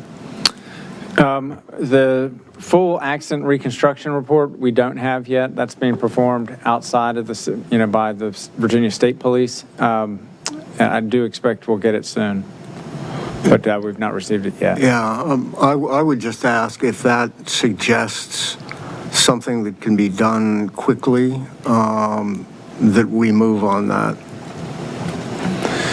Yeah, so there was the Grove Avenue folks did have some visibility things that are kind of probably on the most feasible to do. They're mostly in the Park Authority's terrain, so we need to work through the Park Authority about that. There was an idea about removing some on-street parking, and that it would be in the city's purview, so that's one of the takeaways from the Grove Avenue meeting. I should add that Justin Wilson, who is the executive director at Nova Parks, had joined me, so he was able to observe a lot of the behavior at that trail crossing where the crash happened, and I think they had some takeaways of treatments they could do on the bike path.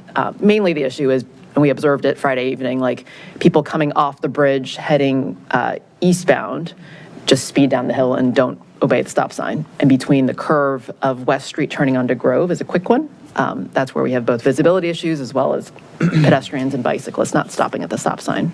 So thank you to staff in advance. I would love to see some quick actions as a result of that crash once that analysis is out too, as well as the broader discussion on what we're doing during this pause. Okay, well, let's move on to business on the agenda. Actually, no, we have a city manager recruitment update.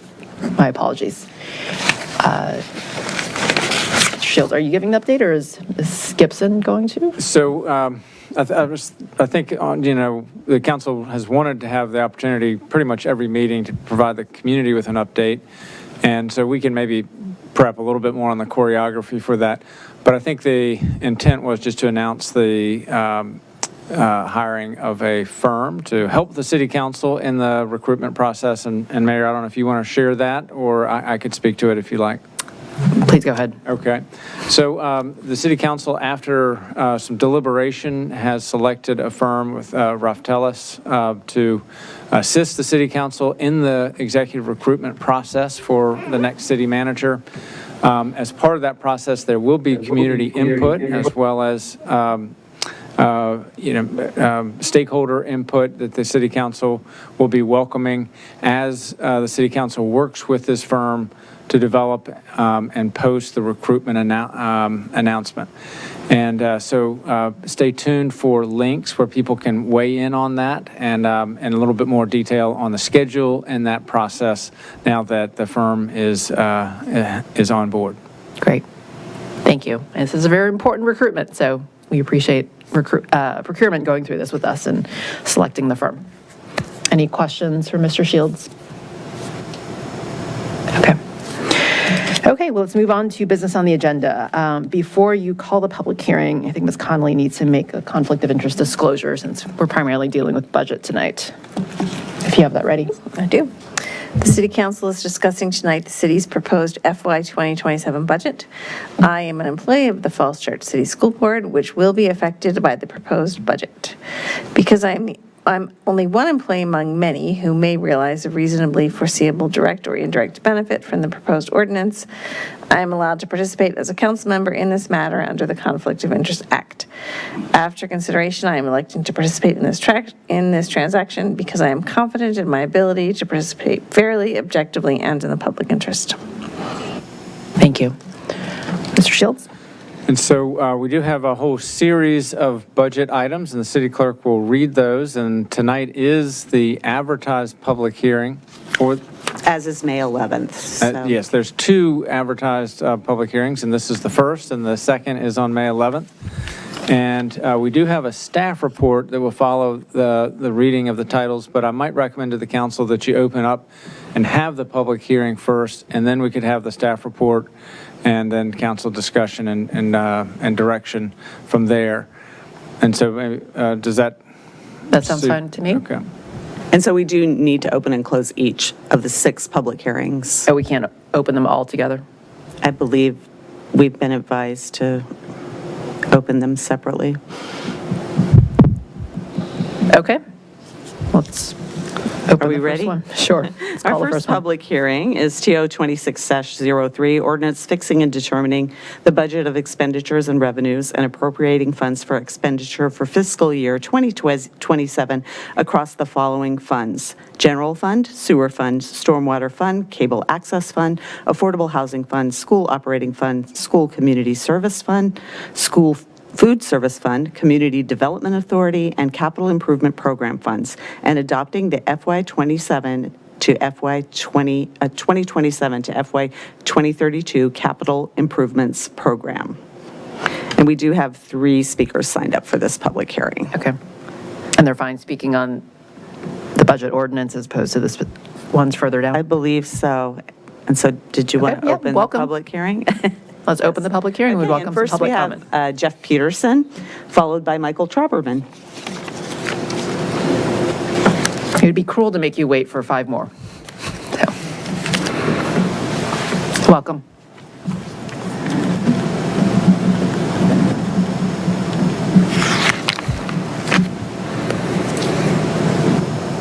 All right. Thank you. Good evening, Council. I'm Jeff Peterson, 205 Tyson Drive.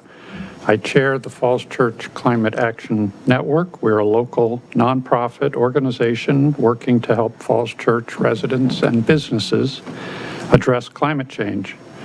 You can find out more about us on our website at fccan.net. For many years, the city deferred proposals to make investments to better manage energy to protect the climate on the grounds that we didn't have an overall plan to set priorities and invest funds wisely. Today, we have pretty good plans for climate change for both the community and for government operations. And we have made some progress. You heard some items identified earlier. Solar for Aurora House, the community center HVAC, soon to be released residential audit program. But overall, the budget before you tonight makes only very limited investments to implement the adopted energy plans. This underinvestment will doom our future efforts to meet the 2030 goals in the plans. The Falls Church Climate Action Network urges you to amend and strengthen the budget to better implement the adopted climate and energy plans. Our letter to you provides detailed recommendations. Here are just a few examples. The budget should fund and accelerate the project to put solar power on the roof of the community center, as you've heard and discussed. The project will pay for itself over time, and doing it now means we'll get a substantial savings thanks to the federal credit. The existing fleet replacement element of the budget should be upgraded to provide a more public plan to schedule for city vehicle purchases, including both electric vehicles and electric school buses. And as another example, the city and the community were shifting gradually but steadily to electric vehicles, and the city needs to start now to invest in a public charging network, and we need a plan to do that smartly. That could start right away. As I said, there are other improvements needed, and they're identified in our letter. We hope that there's still a chance to make some important improvements to the budget. Thank you very much. Thank you.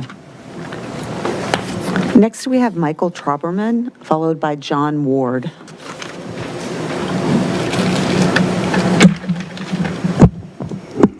Hello again.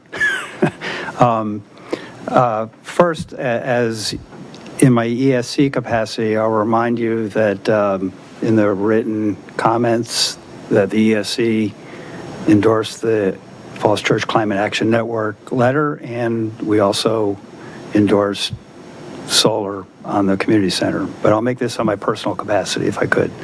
Yeah, okay. Michael Trauberman, 323 North Underwood Street. I'd like to comment on rooftop solar for the community center. This is a $182,000 CIP project currently scheduled for FY28, but it remains unfunded. I urge council to both fund this project and move it forward to FY27. There are 3 key reasons. First, tax credit savings. Moving the project up by 1 year allows the city to complete it before the 30% federal investment tax credit expires at the end of '27. That credit is worth roughly $40,000. Capturing the credit significantly lowers the upfront cost and improves the city's return on investment. Without it, project hard costs would be more than 40% higher. Second, logistics. If the project stays in FY28, the city would likely have just 6 months to complete it before the tax credit deadline. This is a very tight window to issue an RFP, finalize design, and complete installation, especially in what will likely be a crowded, high-cost contractor market due to the expiration of the tax credit. Third, electricity cost savings. Completing the project 1 year earlier will save the city about $6,000 in electricity costs. And beyond the financial case, there's an environmental one. Rooftop solar directly reduces the city's greenhouse gas emissions and aligns with the Government Operations Energy Action Plan, which explicitly calls for installing solar in a way that maximizes federal funding opportunities. Accelerating this project by 1 year would reduce emissions by 13.2 metric tons, avoiding an estimated $3,000 in damages to public health, infrastructure, agriculture, and ecosystems. This is a straightforward opportunity to save money, reduce risk, and advance the city's climate goals all at once. Thank you for your time and consideration. I hope you'll take action to move this project forward. Thank you. Thank you. And finally, we have John Ward. Thank you. Good evening. John Ward, 335 Riley Street. Thank you very much for your time this evening, and believe me, I appreciate so much the work you guys do, having to weigh and balance all of the different priorities that the community puts in front of you. I'd also appreciate the very grateful to see all the comments you had from Mr. Traubman on his annual report. That was great. And actually, I want to modify my comments a little bit this evening to address some of those questions that came up in case those questions are an obstacle to funding the things that we've been asking for. I've been a co-signer at least on 2 or 3 different emails and letters over the past 6 months, which have gradually sort of narrowed their focus down to, can we get rooftop solar on the community center? A lot of cases have been made for that this evening. First on Mr. Snyder's question about, we've put a lot of money into the community center with the geothermal. I want to just remind the council that was the HVAC system needed to be replaced. We were going to be having multi-million-dollar system there no matter what. Going with the geothermal system has actually turned out to be the lower capital cost option once the federal tax credit was considered. My gratitude to former Mayor Tarter for having kind of prodded the city and the community to consider the geothermal at the time when we weren't really going down that path. So that was actually the cheaper option, and that was the really selling point. That and the carbon reduction, not so much the operating cost. The operating cost reduction that was predicted was fairly modest. Mr. Egan's question on the balcony solar, we'll definitely thank you for that. I'll take that as an action item with the other environmental activities we undertake. Back of the envelope, I think if all 6,000 residents put maxed out and all 1,000 businesses did it, it'd be significant. It'd be a major input. I think it would probably trim maybe roughly 4% of the city's electricity consumption. That's not nothing to seize at. That's a major cut. But I think it is fairly optimistic, and we'll kind of touch on that a little bit more. We'll try to get back to your request for that information. And Ms. Downs asked about have we considered, have we talked to the school system? I know I did, had a presentation to the school board, or at least a public comment, and we met with Kevin Meem when he took over as facilities head early, like in August or so, and some emails. He was interested in hearing more about what the options were for solar on the school. And I'll be honest, the only reason that the middle school has been the focus was because the CIP put that as the focus. That was always the alligator closest to the boat, the one facility that was where solar was going to go once the roof was ready. frankly, Mount Daniel would probably be a more cost-effective place, but we've been focusing on Amelia and Henderson because that's where the roof refurbishment was going to go. Really want to prioritize getting those FCAs done so that we can decide, the city can decide, and where's the best place to put that investment. Thank you for your time. Great. Thank you. Is that it for public comments that signed up? Yes. Any other members of the public that wish to comment on this before I close the public hearing on TO 26-03?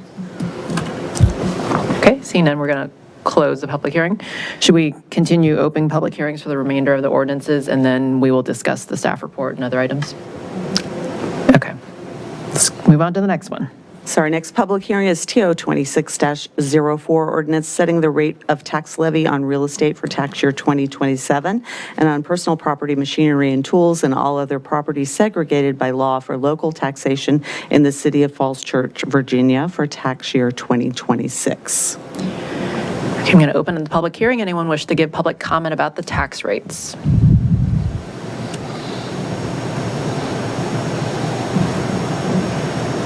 I thought we had a taker, but no. Okay, seeing none, I'm going to close the public hearing. Let's move on to the next one. Yes, we have TO 26-05, ordinance setting the stormwater utility billing unit rate in accordance with Chapter 42, Article 7 of the Code of the City of Falls Church, Virginia, as of July 1, 2026. Opening the public hearing for TO 26-05, this is stormwater fees. Any members of the public wish to comment? Okay, I'm going to close the public hearing. Let's move on to the next one. TO 26-06, ordinance to amend the Code of the City of Falls Church, Chapter 42, Utilities, Article 3, Sewers, Section 42-172, Availability Charge to increase sewer service and availability charges to be effective July 1, 2026. Thank you. I'm going to open the public hearing for TO 26-06. This is for sewers. Any members of the public wish to comment? Okay, I'm going to close the public hearing. 2 more to go. TO 26-07, ordinance setting the solid waste collection fee in accordance with Chapter 34, Solid Waste, Section 34-3, Residential Solid Waste Collection of the Code of the City of Falls Church, Virginia, as of July 1, 2026. I'm going to open the public hearing. Any members of the audience wish to comment on this? This is a solid waste fee. Okay, I'm going to close the public hearing on that one. And our final public hearing is TO 26-12, ordinance to amend Chapter 15 fees, Article 1 in general, Article 2 Department of Development Services, and Article 3 Department of Public Works of the Code of the City of Falls Church to adjust development-related fees, to remove reference to copy fees, and adjust the fee for returned checks. I'm going to open the public hearing for TO 26-12. Anyone wish to comment? I will note for council, I did forward a letter that came from the Chamber of Commerce after a discussion that we had this morning with them.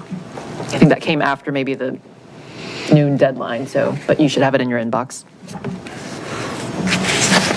Okay, I'm going to close the public hearing on budgets. I think that's it for public hearings, and we can move on to the staff report and discussion.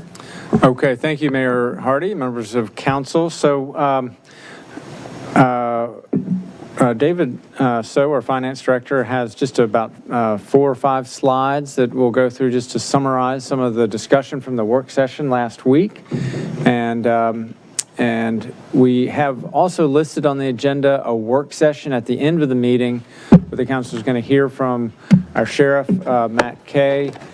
And I might suggest that that budget work session just be pulled forward to this discussion, and it all could happen together, because the only other agenda items tonight are the consent calendar, and then under other business is the contract for the Virginia Village project, which we would handle last. And so the other thing I would like to note before I turn it over to David is to invite the public. We have a town hall meeting on the budget on Thursday this week at 7 o'clock here in this room. And people can participate either virtually through the Teams link and here in person in this room. And so one of the things for the council, we're going to lay out some of the consensus items that we heard from your work session. I would like to be able to take that out to the town hall meeting to so the public is informed about sort of some of the things the council is thinking about before you make final decisions. And part of the purpose of that second town hall meeting is to get feedback on the budget as a whole, but also on sort of the direction that the council is taking. So any last guidance the council wants to give prior to that town hall meeting on Thursday would be very welcome. Mr. So, let me turn it over to you. All right, thank you very much, Mr. Shields. Good evening, Mayor, Vice Mayor, and members of the council. Tonight, I'm just providing some updates to our budget. So on this slide here, this was presented in our third quarter Budget and Finance Committee meeting. And this is just to kind of outline where we've gotten. So starting in our FY 2026 budget, moving on to the projection that I presented in that third quarter meeting, we're projecting to grow about an additional 6.5%, just driven by really strong growth here in the city of Falls Church. And so that being said, we took a look at our 27 proposed numbers and saw that it's coming in much more conservative than our 26 projections. So the staff and I took that as an opportunity to kind of look at our numbers again and reconsider what our 27 projected numbers were. So starting with the personal property tax, that continues to come in stronger. So we've included an additional $230,000 just based upon the continued efforts from the Commissioner of Revenue. Sales tax, we did see some opportunity there. We did increase it by about $70,000, but knowing that sales tax, there's a little bit more of a spikiness just based upon a lot of the construction sales that have been going on throughout the city. The third row that we have here is the meals tax, and so this one was the one that we felt very comfortable in terms of where the city is heading. Now, one could say that the $410,000 does seem to be pretty aggressive, but just based upon the 9.1% projected number that we're going to end in FY26, we do expect there to be continued growth within the city of Falls Church. And so the team and I took a really good look at that number, and we felt that $410,000 was a good, realistic number. I would say that's an achievable number, but again, there's a lot of uncertainty, but just based upon the data we've looked at, we haven't seen any of the uncertainty hitting the local tax revenue. And so it's difficult to project that uncertainty number within our tax projections. So all that being said, we totaled about an additional $700,000 for council to consider. So the next slide. So based upon last week's work session, the preliminary consensus seemed to be cutting the real estate tax by half a penny.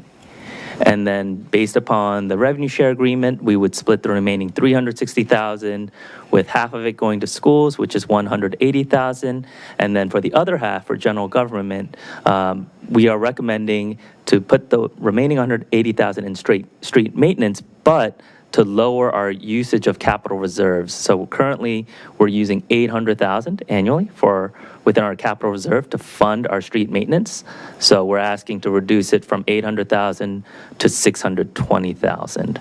So street maintenance budget would remain the same, but the dependence on capital reserves would be reduced. Can we pause there quickly? And I think that's different from how we all understood it. And so I just do want to pause there for a minute and make sure and confirm, right? I confirm what you're saying and read back to you. Our understanding is that we are not actually increasing the paving budget at all, despite our conversations about trying to do more on the street maintenance front, but simply ensuring a more reliable future stream for the paving budget by now putting it into operating, taking it out of capital reserves, but not doing anything more in terms of that maintenance of effort that we were hoping to achieve by actually finding more dollars or identifying more dollars for street maintenance. So it's a net that it's is a their net zero. recommendation, and I want to just acknowledge that, ultimately the city council is going to make this decision.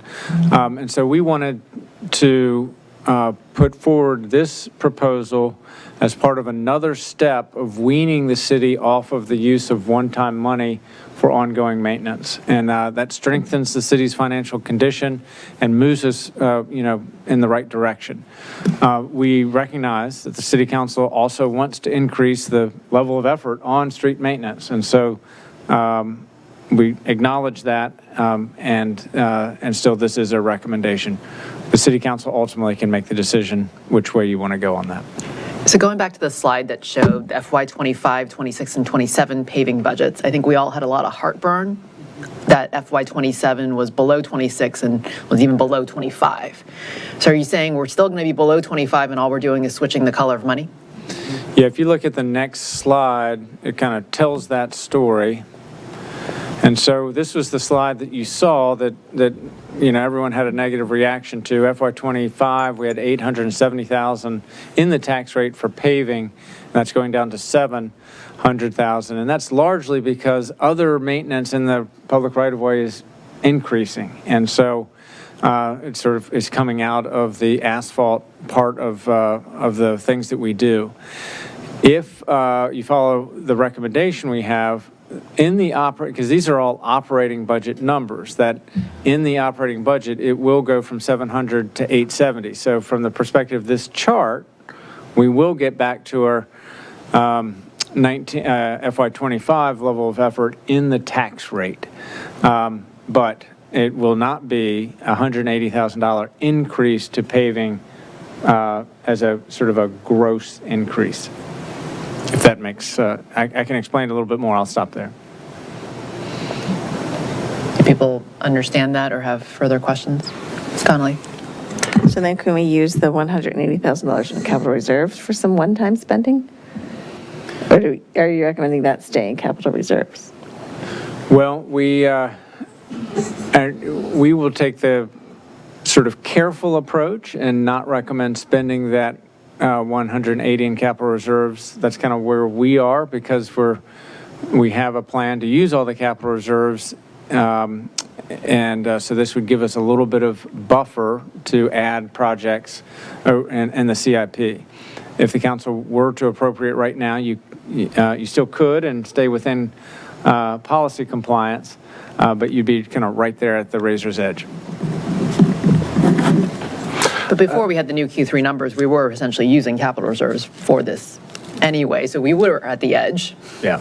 And all this does is give us a little buffer. So in this proposal, if we do add the 170 or 180 to this, all of that will be operating dollars. Then the paving program, or No, we still have some use of reserves for? Yeah, we'd still have $620,000 use of reserves. The one other note I'd like to make is we are projecting to run out of capital reserves by fiscal year 2030. So I think that's another concern that we have. So any additional we can wean ourselves off of, allocating some of this capital reserves will lengthen the availability of capital reserves for future years. Yeah, I think this was tied into the concern I had during the work session about cutting the tax rate. I have a problem with saying consensus because it was definitely not a 7-0. Is that I feel like cutting the tax rate, we are mortgaging the future. It's similar to, in the current environment, we shouldn't be adding an FTE because you're making an immediate, you're adding a cost that has a multi-year impact. We should not be adding FTEs. The schools shouldn't be adding FTEs, all of that. The reason I have been against the half-point cut is because I view it as a multi-year impact to our revenue stream. And this actually really highlights that we have tough years ahead. And honestly, not using the capital reserve and shifting it, we are undercutting the paving. We're undercutting our streets. That $700,000 was not maintenance of effort. I think we all understood that from DPW's, the discussion with them. This says to me even more so that I can't vote for a half penny cut when I look at things like this, and I'm going to continue to take that position because I feel like we are mortgaging the future here in a way that we can't really, it's not easy to change. I'm glad you mentioned the FY30 because one of my questions was, what is the forecast for our capital reserves moving forward? Because that is not an operational bag of money. To me, it's for one-time costs. I mean, using it for police cars would make sense. Using it to fund the community center solar would make sense, although I'm hoping maybe we can talk about that with the leftovers from FY16, if there's enough. But this is an operational thing, and the fact that we're using it for operations does not sit well with me. For council members who were not around before we really built up capital reserves, maybe Mr. Shields, you could give us some background, because I think our policy says we were supposed to have $2 million in capital reserves, but we really built it up as part of the plan of finance for Meridian. And so the idea of even having capital reserves is kind of a new phenomenon as of 2019. That's right, but I would note for the council, we did build up capital reserves with pennies on the tax rate as the lead-in to the big high school effort. And so that was a unique circumstance, and it was very difficult to do. But, you know, with a big project like that, the council was able to do that kind of financial planning. And then we were also helped with the sale of the water system, and that's sort of the big chunk of money. We heard earlier tonight about $9 million going into the pension fund, but about $12 million went into the city's capital reserves that were used for the, and you know, some of that money is still what you see today that we're spending through the CIP. Yeah, so to be clear, I think I generally support the idea of weaning ourselves off of a structural problem where we're using one-time money to fund operating. But that said, I don't love the idea. For a while we were holding $40 million of taxpayer money in reserves, and we had to do that per policy when our debt service was super high and we were exceeding all the ratios. But the plan is to spend down some capital reserves because at the end of the day, that's taxpayer money we held mainly in reserves per policy when we had to meet our debt to expenditure ratio was exceeding various percentages, but the plan is not to have a giant capital reserve because we also have an unassigned fund balance that is the city's rainy day fund. And so this is kind of a new construct, I mean, as of 2019, but you know, we really shouldn't be sitting on a ton of taxpayer money when it could be deployed towards one-time projects. Agreed that we shouldn't be using it on paving, and I think a plan to kind of wean ourselves off is appropriate, but at the end of the day, the money should be used productively or returned to people. Ms. Lynn?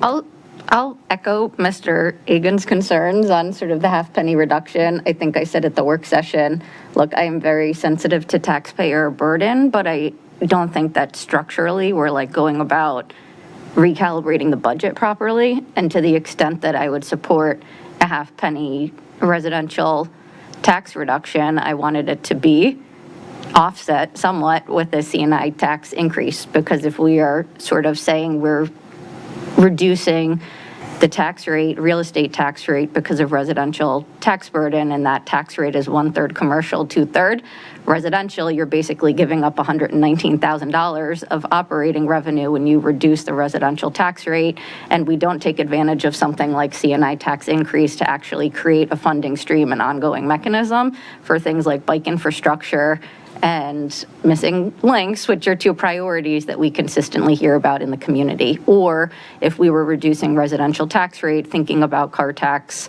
or the personal property tax as a revenue stream to actually dedicate toward the paving budget as a way to do so through operating, given that we think we will plateau and that we should probably designate that and remove it from revenue share, frankly, in order to make sure that we have an ongoing kind of street maintenance program that isn't raising these costs over time.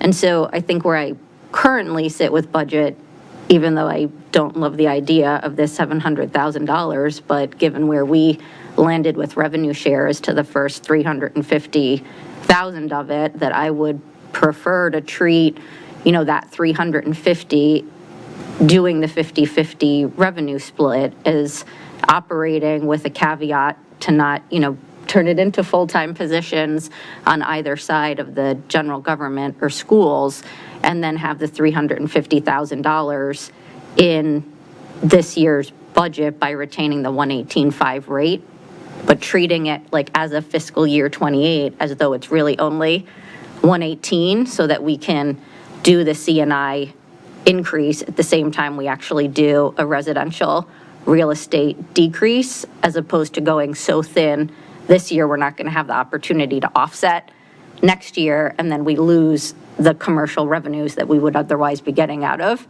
real estate taxes, the same way we lost the commercial revenues last year because we did nothing with CNI tax when we actually decreased the tax rate for solid waste fees and essentially let that 1/3 of operating revenue disappear by not offsetting. And so my kind of concerns coming out of the police conversation, where we talked for, I don't know what it was, an hour about unfunded police needs that are not going to show up in capital reserves. We're hearing about the community solar that we're not going to be otherwise funding, would be to keep the 340 in on solely the general government side and actually fund things that we're not going to otherwise be able to fund, with hope and expectation that going into fiscal year 28, we treat this as like effectively a 118 tax rate, but leaves ourselves a cushion to actually meet some unfunded needs this year that we're not otherwise going to achieve. Other thoughts?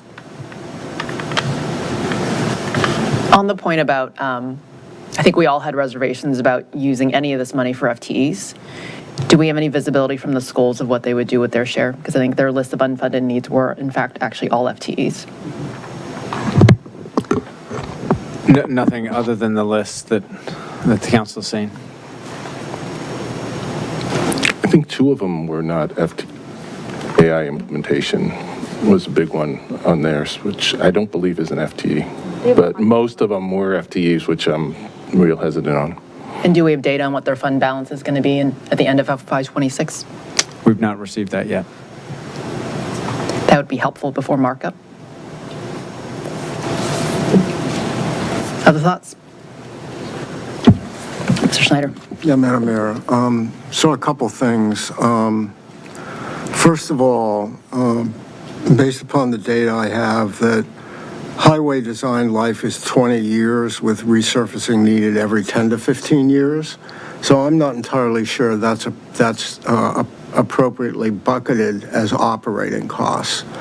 And I'd like to see more of a discussion about that, because I don't necessarily accept that assumption that repaving is an operating cost, number one.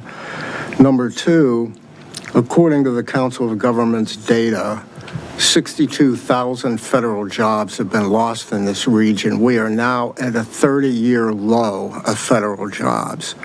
I believe that we have to show credibility not only in what we spend, but in what we don't spend.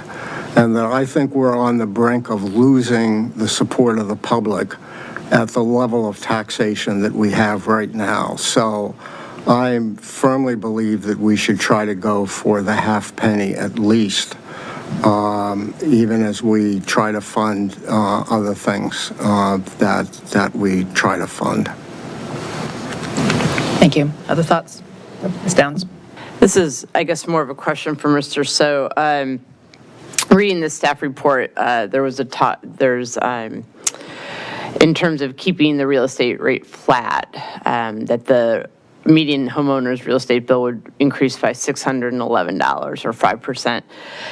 If we were to bring, and not to put you on the spot, but if we were to bring that down by half a penny, do you know what that would result in for the median homeowner's tax? If you don't, it's fine. I just was curious.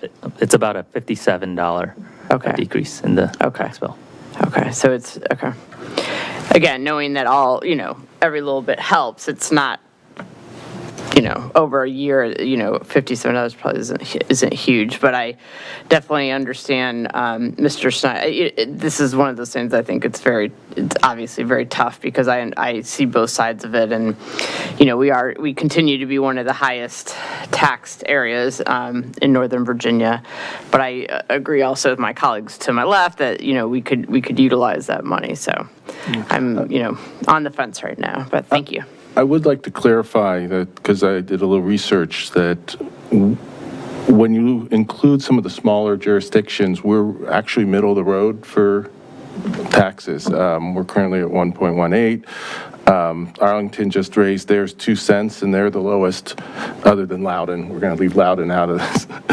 But when you look at Vienna, Herndon, Manassas Park, all of them have higher tax rates than us when you combine both the Fairfax and the local, and Fairfax and Alexandria are in the 1.125, 1.123 and 1.135. So we are a little bit higher than them, but it used to be 10 years ago, a huge gap.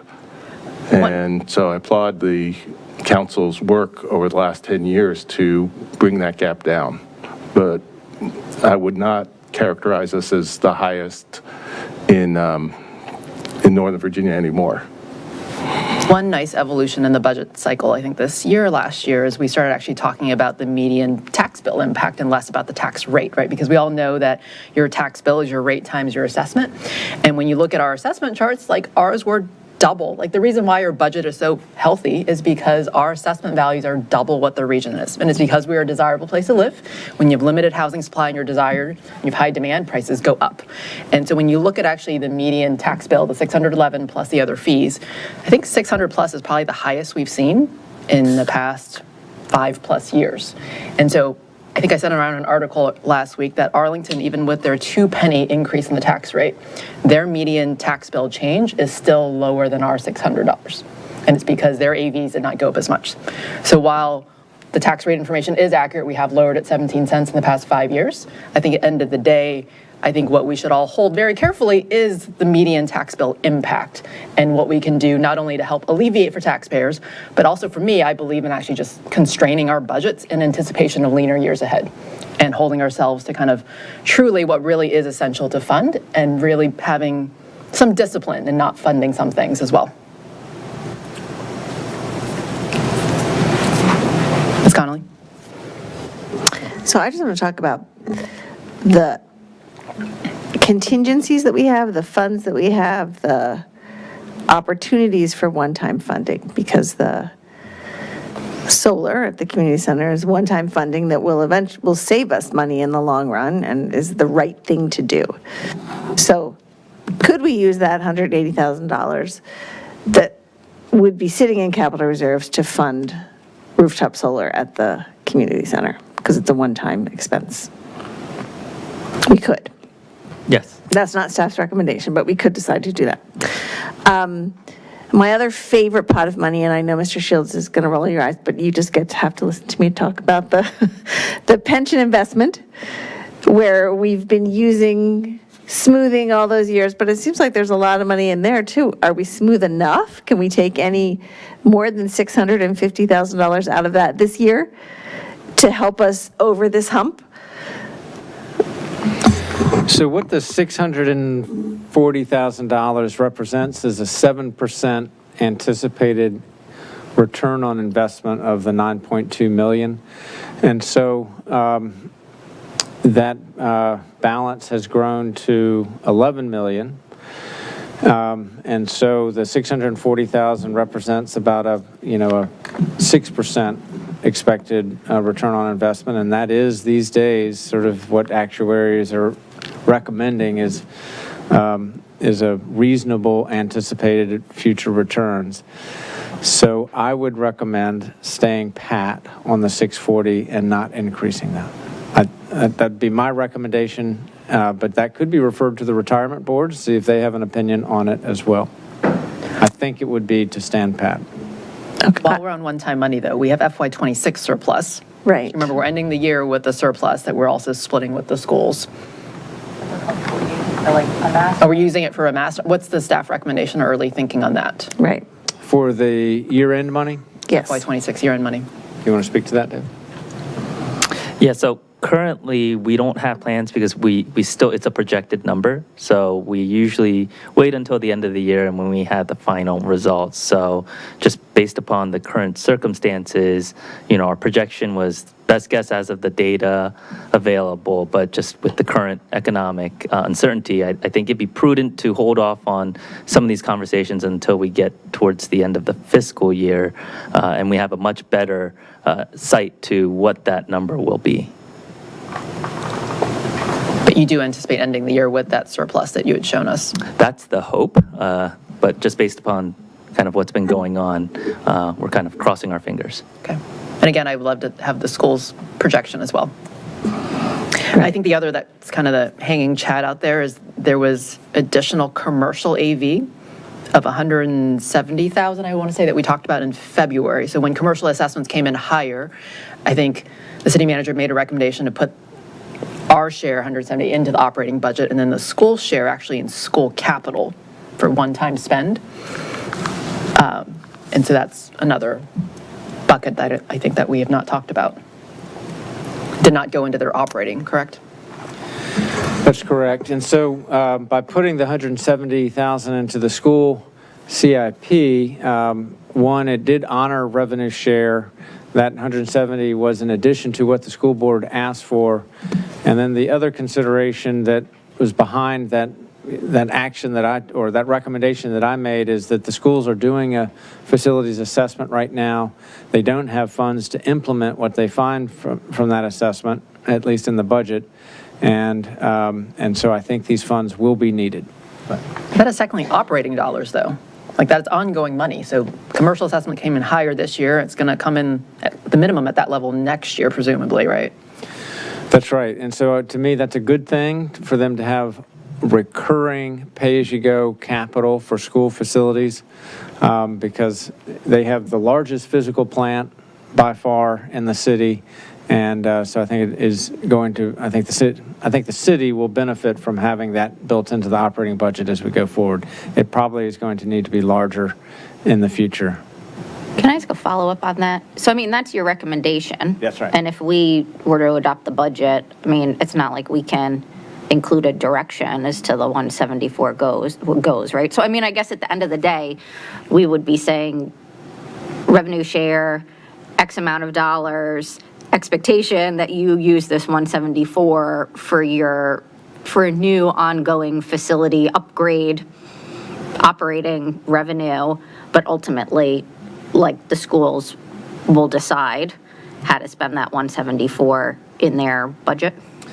Well, the CIP is special. So if the council adopts it as I've recommended, it cannot be spent for operating purposes by the schools. It must be spent for capital projects. And those capital projects then would come back to the city council and you would appropriate them. So the city council would retain control over that 170K, but it would be designated in the budget for school capital needs. And when is the FCA expected to be done? End of the year. So Half of end the of the fiscal calendar year. Yes, in December. So the report from the schools was that they had brought down to their minimal existing, to fund their existing level of services, and then they got the hit on the benefits, which we also got that hit. With this change with the 700,000, will they be getting that?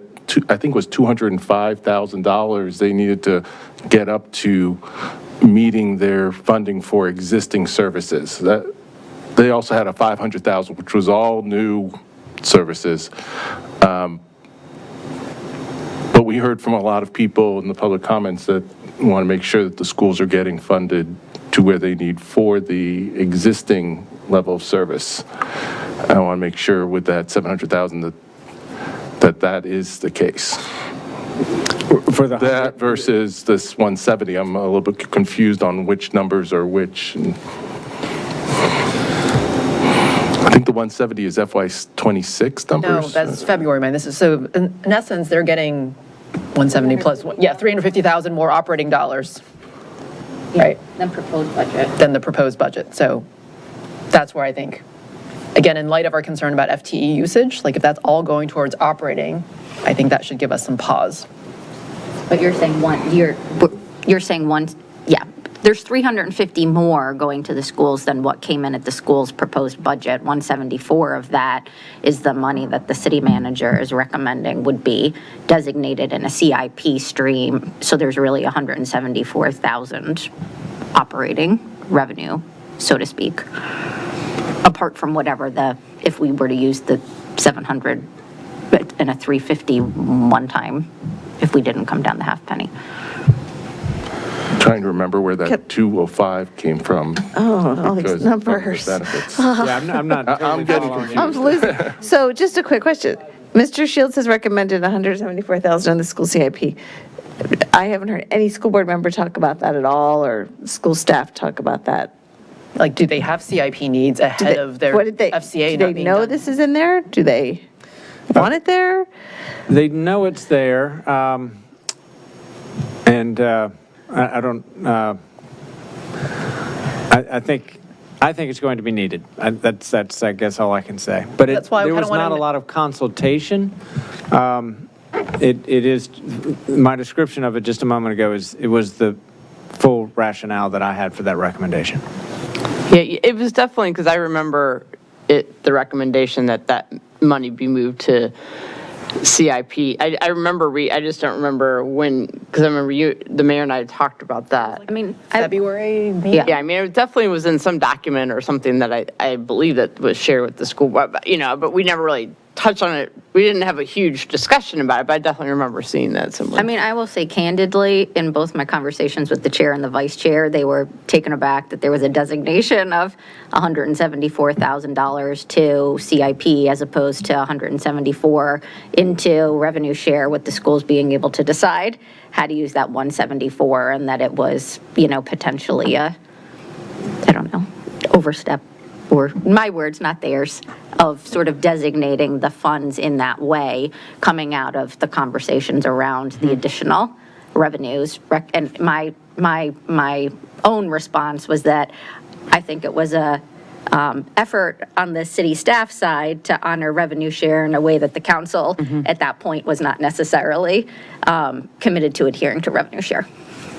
But that's my understanding of the views from my individual conversations, just to make clear, given your question, Councilmember Connolly, about the 174 and my explanation of how I took it in terms of its treatment in the budget. Yeah, and I understand that perspective, but I also, to our city manager, you're the one with the expertise, with the eye on the, the long term and the CIP and things that we have coming down the pike. So I really would defer to you if you feel like for that 170, that's, technically it still goes to the schools, but it's going into a CIP. Like, I feel like your guy, I understand the schools would like it, but I also feel like, you have the expertise, what's ahead of us and that sort of thing. So I would defer to your, advice and experience on this one. I guess the final part, to decide whether it should go in school CIP or not is their fund balance again. Like, if they've ended the past 10 years with a surplus of one-time money, and I think traditionally that is what is used for capital needs, whether it's, maintenance of the properties. Like, I'm curious what they'll end FY '26 with, and whether that's an opportunity for one-time funding. And if their FCA is not going to be done until the end, halfway through this fiscal year, like, it sounds like per the community center solar discussions, we actually have a more immediate CIP need now. Just so that I understand, so we can put money into the school CIP, the schools can also put money into the school CIP, so that funding can come from two different quote-unquote sources, is that correct? Or are we in control of the school CIP? I don't want to misspeak. do you have an answer to that? Yeah, that I'd have to look into, but I think in short, for the current projects, that's in the CIP. So we do have some projects here outlined related to school CIPs, but in terms of the funding, yeah, I think I'd have to go back and see historically how we've funded previous school CIP I feel like projects. we're getting into the realm of some speculation. Maybe we should discuss this at next week's work session after staff has had a chance to have some discussion and research a little bit. I think that's a good idea, Mr. Egan. But what I was getting at something else before we got into that was one question. The pressing needs that we seem to have are paving, mast arms, police cars, we're going to hear from the sheriff later, solar. So these are all the things that are not in the budget that we're hearing we really should be putting some money towards. Did I forget anything? Are those really like the shiny objects that have risen to the top in the last month or so? And taxpayers. Well, yes, taxpayers, but taxpayers are always there. But these are the things that we're trying to figure out the right way to fund these items or not fund these items. I think they just changed the slide. Oh, Teen Center. Well, the first one is the one that really scares me is Fuel and energy, yeah. So I guess to wrap up the previous conversation, some information I guess that we would like more information on. So one, information from the schools about the fund balance. Two, what they plan on using the additional money from FY27 on, if it is FTEs or if it's additional one-time spend. Three, what their planned uses are for the 174 that's currently in the school CIP, if they have needs. Was there anything else? Okay. I have a question related. I mean, I guess related to the CIP and GoEap thing, so I guess on a slightly different topic. I don't know if we can shift topics now. Are we good on that previous one? And revisit it next week? Sorry. Questions. The city council pay raise is figured into the budget. How much is that? I don't have that figure right at the tip of my tongue, but it is built into the operating budget. Like 35,000 maybe? 35,000? That's what I recall, but. Okay. And how much is in the budget for benefits to city council members? Do you remember that? It's an increase of $28,000 from what I remember. Yeah, I think it's listed in the budget book itself, and so we can get that number. So 35,000 increase in city council salary, and then the benefits, because benefits weren't provided until the last couple of years. Benefits is 85,000 total. Yeah, I think it was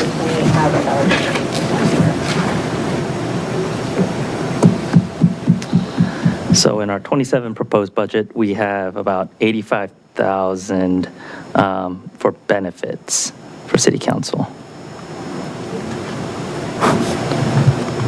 And about a 35,000 increase in salaries. So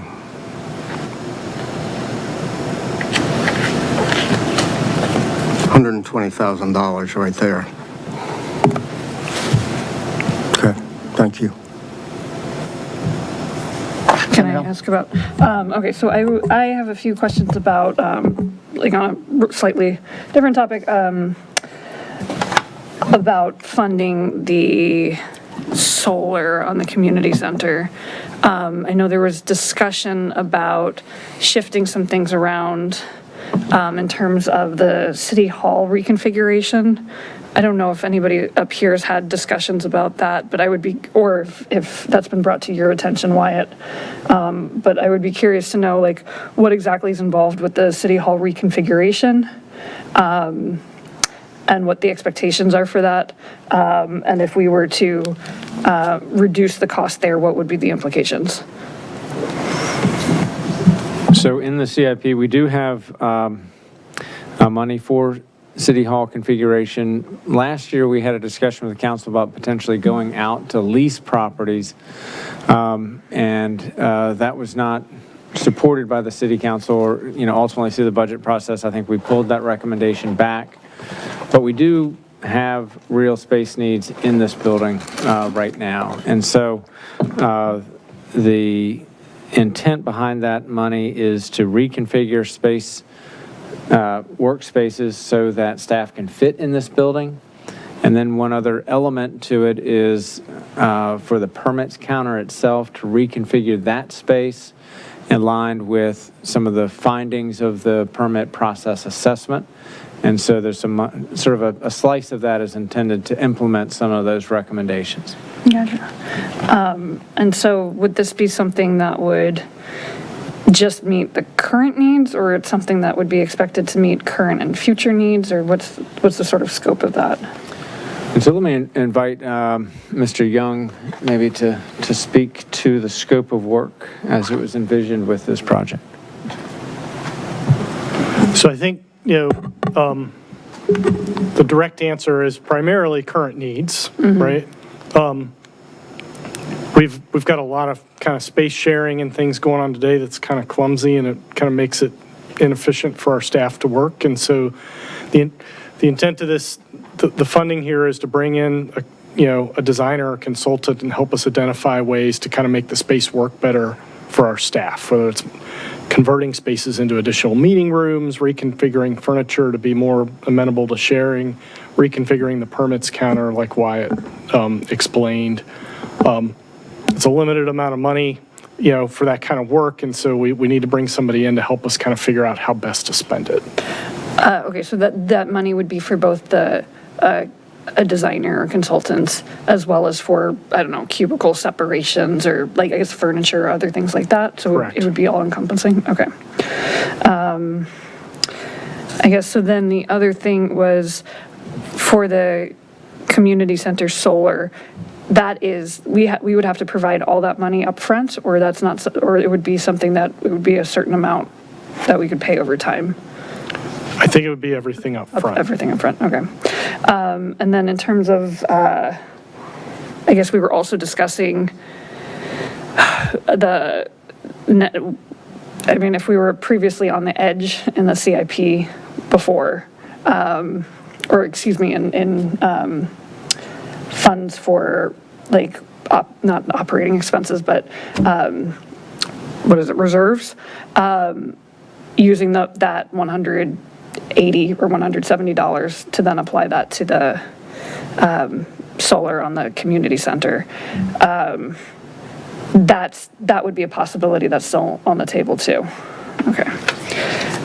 But then that would also mean a little bit less for road paving. If we were to use that money, we could use it for the community center solar, we could use it for road paving, we could use it for whatever else is a quote unquote one-time project. Okay. I think that covers a lot of my questions. I would like to find some way to fund the community center solar.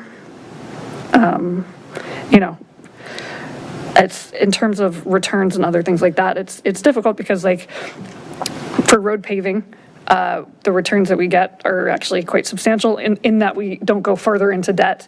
But the returns on the community center solar, in theory, I don't know how it's been working with Meridian, but in theory, we would see good returns, as well as the fact that the tax credits are here now. So that would be my 2 cents.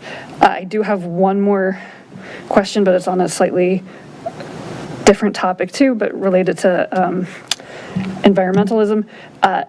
DPW purchased, I know this is coming up in consent, but I'm worried that I'm not going to be functioning by the time we get to consent.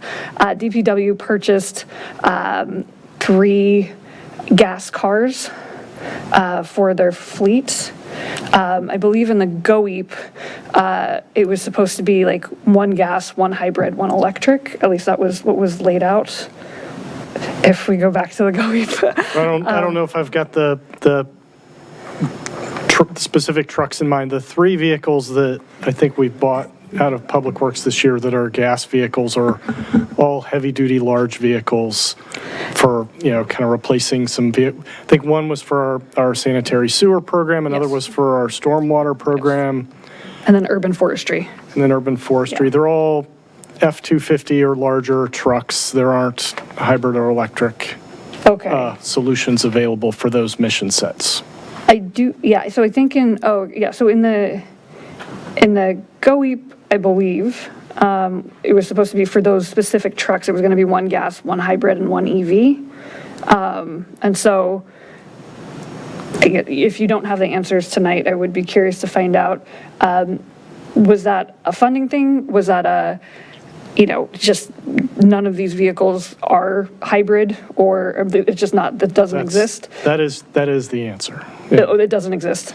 Yeah, I mean, I think, so in 2023, I think Mike kind of referenced that earlier this evening, tried to make projections on all of the vehicles in the fleet and what we thought might, when it became replaced, be available to meet that mission set. So the electric vehicle world in the United States has evolved quite a bit in the last even 12 months. Like, we had an order for 2 electric F-150 pickup trucks, and Ford canceled the production of that truck, right? And as an example, and so the team's getting creative and finding ways to do hybrid and electric vehicles for the fleet. We've got 4 different manufacturers of things that we've now purchased, which we don't really like to do.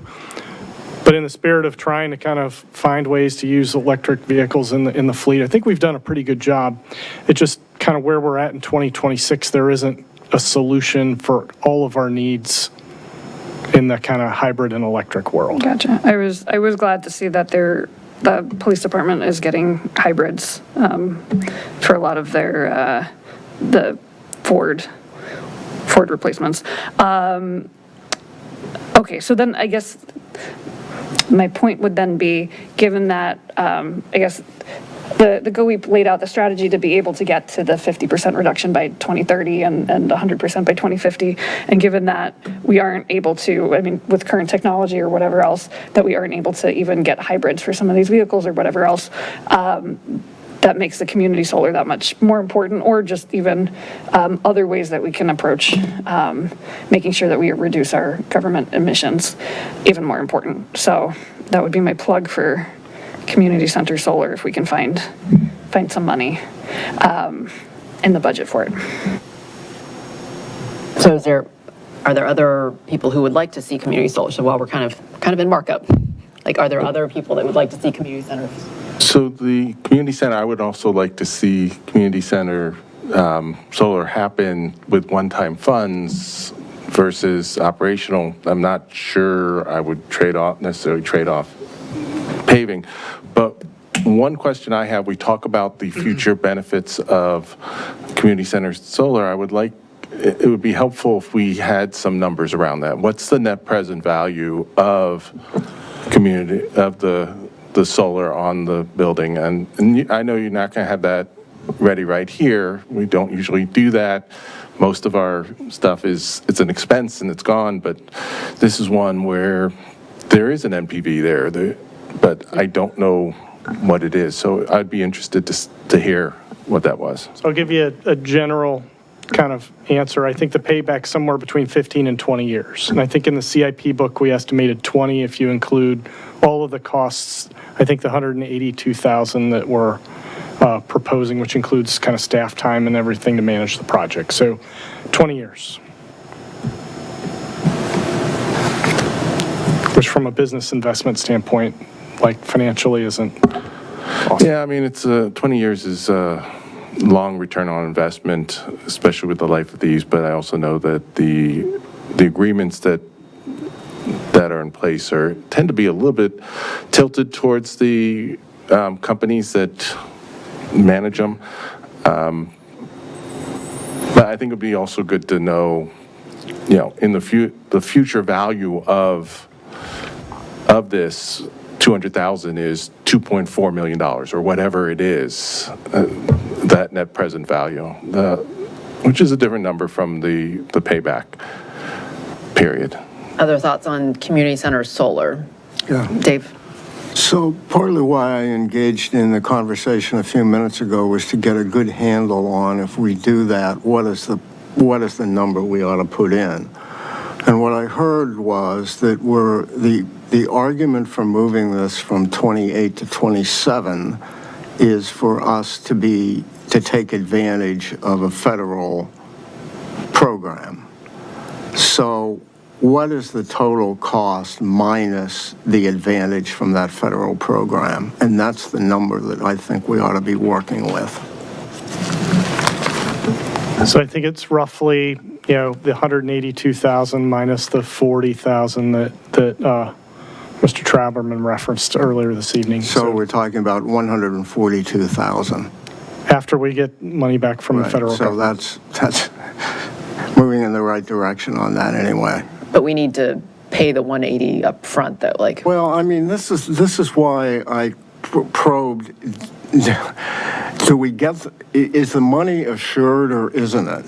Because the main argument for why we're moving this from 28 to 27 is to take advantage of this program. And I thought when I asked that it's an assured amount of money. It's not like a discretionary grant. If that's true, then, it seems to me we ought to put in the cost for the budget. We ought to budget that cost minus the federal program that we're going to get the benefit of. I think there are two different issues. So it's as assured as federal programs are these days. So that's kind of putting aside one thing, but I think the other is that. That's where I was advised that it's assured. Yes, so if but that's the case. But I think we have to spend the money and then we send in the paperwork and then they send us the 40,000 checks. In budget, can't we set up the program and then how soon do we get the federal payment?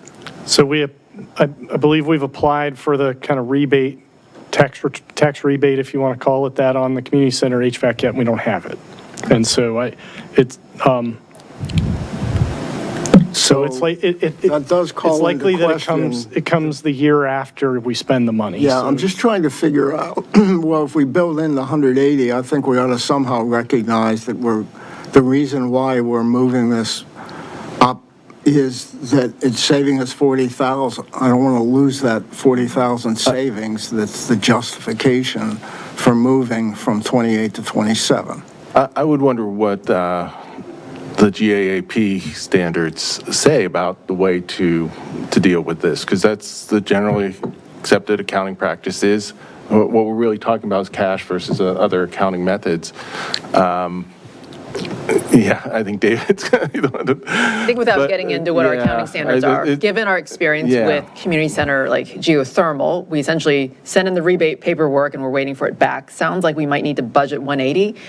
We will probably get the 40 back, but we need to spend 180 first, right? That's probably the prudent step.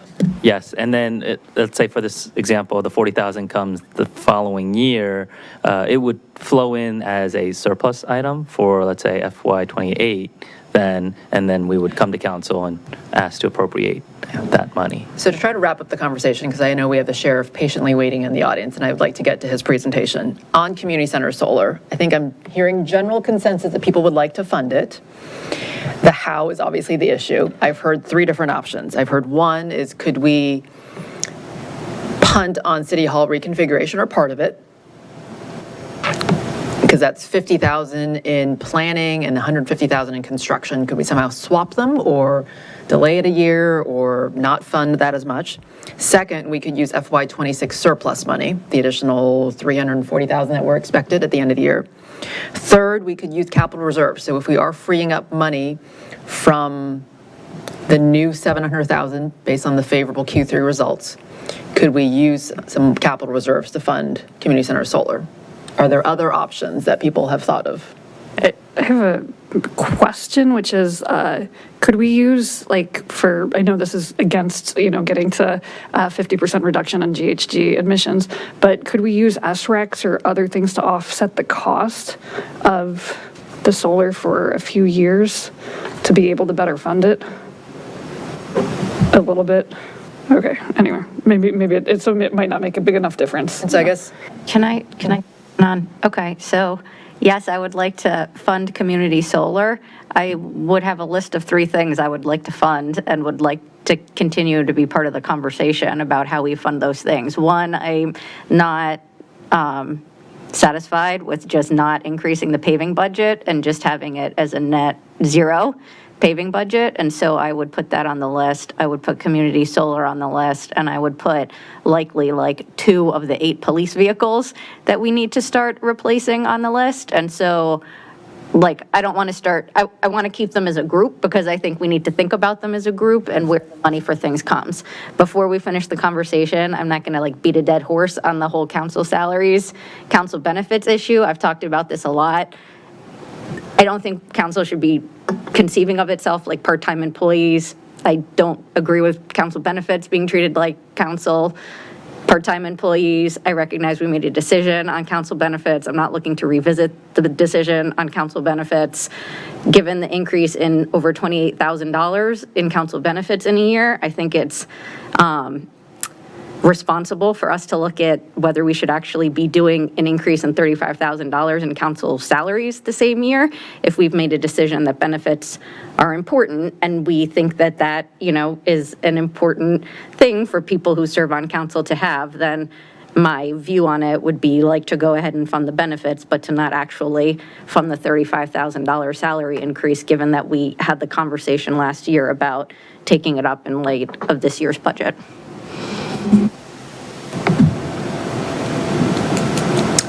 Okay, so back to community center solar. Were there other options on funding it? Or, because I think I'd like to at least put it back to staff out of the 3 funding options we talked about. If there's a desire for us to do something about it, out of the 3, what would you recommend? And you don't have to answer it now, but.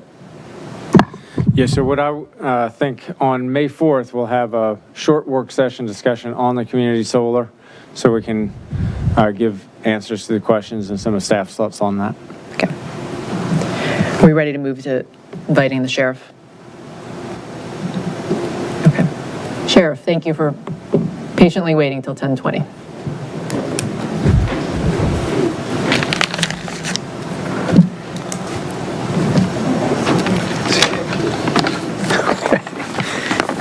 Thank you, Mayor. Good evening, everyone. First, I want to thank everyone for permitting me to speak to you tonight. The sheriff's request falls essentially into 2 categories. One of them is increasing our budget to permit the hiring of a full-time deputy, and the other is to provide market adjustments to 4 of our operational deputies. Just to give you some background, the sheriff's office has essentially 3 classifications of deputies: full-time, hourly, and volunteer reserves. The volunteer reserves are unpaid, and for the last 30 years have pretty much provided services to the sheriff's office. And essentially, they're bailiffs and they work on special events, but they are armed deputy sheriffs. The hourly deputies, of which we currently have 4, are also certified law enforcement officers, but they work on an hourly basis, on an as-needed basis, but they also have full-time additional employment, which limits their availability to work for us. So essentially, the core of the sheriff's office in terms of personnel are 5 certified law enforcement sheriff's deputies, of which I am one. And being a small agency, essentially all of us are operational deputies. I mean, from the sheriff on down to our corporal, we all do everything. So we're all sort of generalists. Now, what precipitated this bifurcated request is that our reserves will no longer be with us by the end of the year. And as you can imagine, we have had as many as 18 reserves that work for the sheriff's office. The difficulty with reserves is that most of them are not certified law enforcement. So essentially their duties are performed under the supervision of a certified deputy and generally constitute bailiff activities. So I know the police department was before the council and requesting market adjustments for their police officers. My request is essentially the same thing for the same reasons, but at much more modest amounts. So as you all know, the surrounding agencies are making a concerted effort to poach as many officers and deputies as they possibly can. The challenge that we face is that when our 3 reserves, our free deputies, probably by the end of the year are gone because one has moved to South Carolina, and needless to say, we will not be seeing him generally. And also one of our certified hourly deputies is retiring in May. So that has severely shrunken the availability of personnel that we have to perform our mission. So we are approaching essentially an operational crisis. And that more leads into my request for a full-time deputy sheriff. But back to the request for a market adjustment. I know everyone here understands this, but many people don't. Sheriff's deputies are all police officers. They just have additional training to be sheriff's deputies. And our 5 full-time officers, all of them, including me, were police officers at some point. So every single one of my operational deputies, which is a corporal, a sergeant, a lieutenant who's a canine, and my captain, they're involved in all the operational aspects of what they do, but they are all subject to be poached by agencies. And what concerned me candidly was that I am aware that some of my deputies, and one has applied to another agency, but fortunately chose to stay with us. And for the sheriff's office to lose 1 deputy is tantamount to the police department losing 5 police officers. So when I was advised that my part-time permanent position was eliminated, which incidentally was filled previously, but that individual went to the police department to work on their red light camera program. So during the course of me attempting to recruit a part-time permanent deputy, which I severely and sorely needed, I was advised that I would no longer have that position. Now, so when you do the math, so by the end of the year, I'm going to lose my 3 reserves, my 3 free officers, and for the last 30 years plus, the City of Falls Church has enjoyed the benefit of these individuals working tirelessly, dedicated to the job, showing up to work all the time, but that is over. And one of the reasons that that program is over is because of liability, community expectations, and the change in attitudes toward law enforcement. Now, sheriff's departments, unlike, maybe like police departments to some degree, we can appoint reserve deputies. But the sheriff and the jurisdiction that the sheriff works for is responsible for the behavior of those deputies and their qualifications and their training and the duties that they're tasked with. So, given my background, I have a fairly acute knowledge of liability.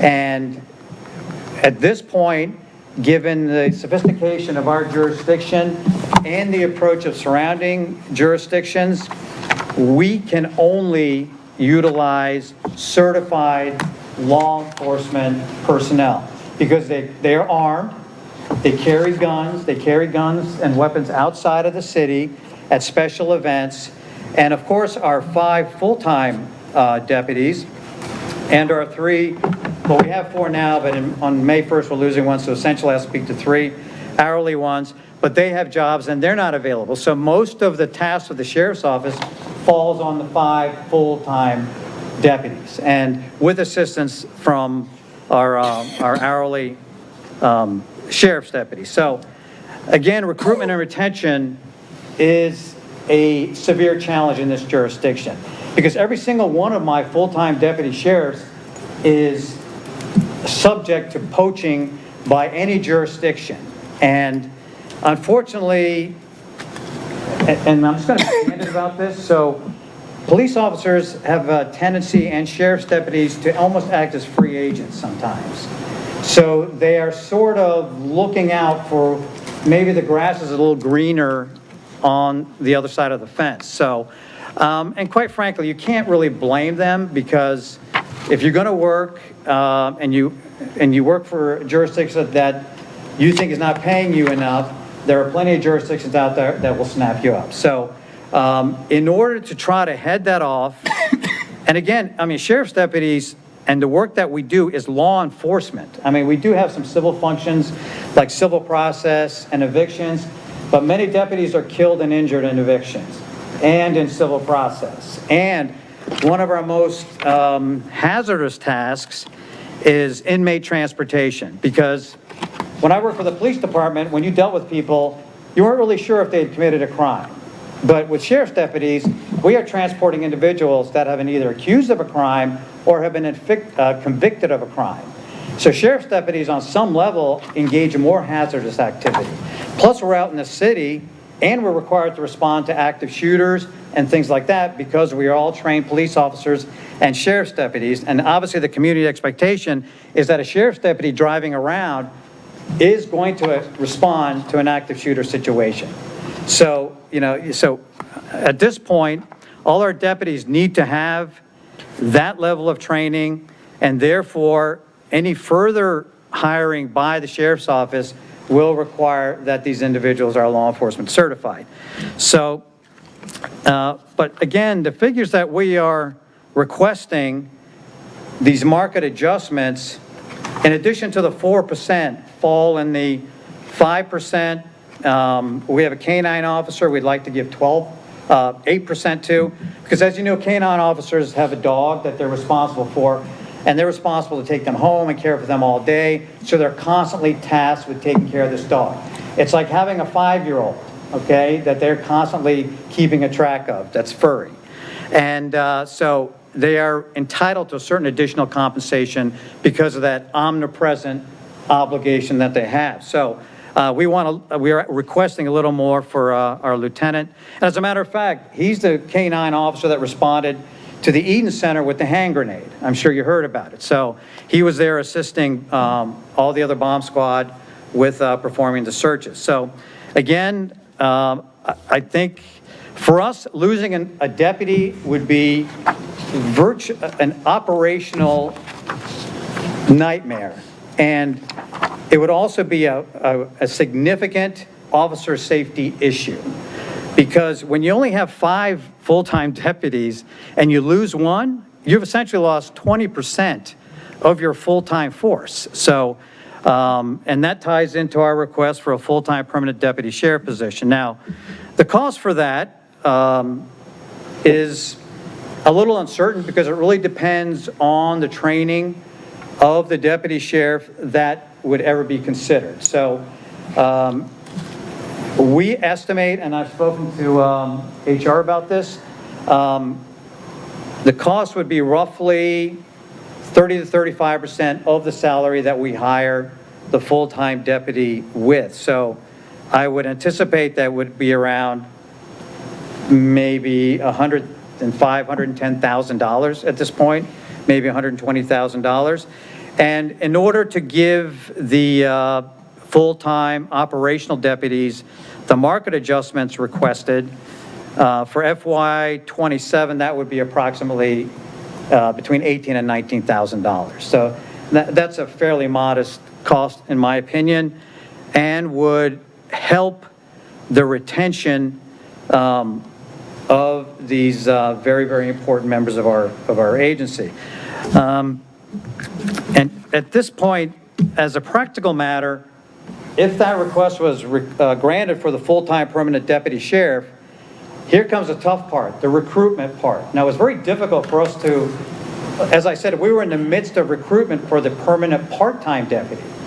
And we were experiencing an extreme level of difficulty in finding a suitable candidate because most individuals who have a lot of experience and are law enforcement certified, they are not looking for part-time positions. They're looking for full-time positions.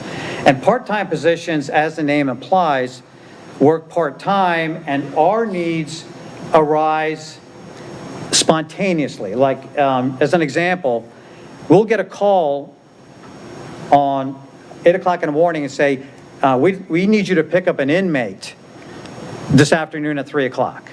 And it's in Roanoke. So, I mean, there are a lot of situations where we have to have people full-time who are available. And again, I draw analogies to the police department. Although we have differences in some of our duties, a lot of our duties in terms of the requirement of law enforcement application are extremely similar. And one of the similarities is that, you know, we don't make widgets. We're not in manufacturing. Our obligation to act and engage in tasks, it sometimes goes up and down in terms of the frequency. So some days are very, very busy. Some days are not so busy. So, but the Sheriff's Office works on court orders. So when the court orders us to transport inmates and to perform evictions and things of that nature, we are under court order. We do not have a lot of flexibility. So we need to have individuals there to comply with an order signed by a judge. So that is something that is particularly important for us on a court day. On some given court days, we may have to go to 3 or 4 different jurisdictions to pick up inmates that have been ordered to appear before the judge. So in one day, we can go to, Loudoun, Fairfax, different jurisdictions, pick up individuals and bring them back. What has become a significant problem lately is because of the lack of availability of deputies, we are sending one deputy with one inmate. So to have one deputy with one inmate out on the road between jurisdictions is a significant officer safety issue, especially if you have multiple jurisdictions that we have to collect from. And so that, even one additional full-time deputy mitigates that to some extent. But at this point, we just don't have the availability of it. And so that need is paramount. And so just the way our operations work, that is something that I would strenuously request be permitted. And here's another important issue. As I said, all our full-time deputies and our hourly deputies are certified Virginia law enforcement. Now, certified Virginia law enforcement requires that you maintain that certification. Plus, you have to train. We have to train with all the equipment that we use. If we don't have enough deputies, training suffers. And mandatory training, deputies can't even go to. They can't take time off work. I mean, so, you know, we're all working all together all the time. And needless to say, deputy wellness becomes a serious issue. That ties into retention. So all these factors tying together. And unfortunately, when you're hiring law enforcement, there's that big curve in the beginning. You have to hire them, you have to train them, you have to outfit them, you have to get them familiar with the procedures.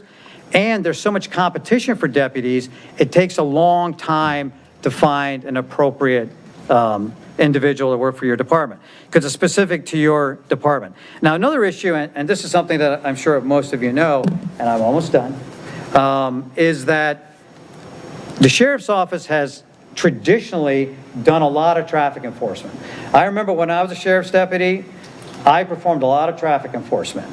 And in my office, all traffic enforcement performed by sheriff's deputies does not cost the city anything, because it is all done under state DNV grant.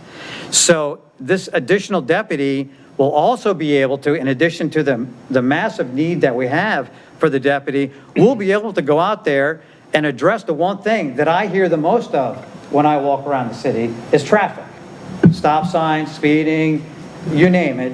That's what my ears bent most of the time. So, I mean, that is sort of an ancillary benefit to having another deputy. So we also put out the speed trailers.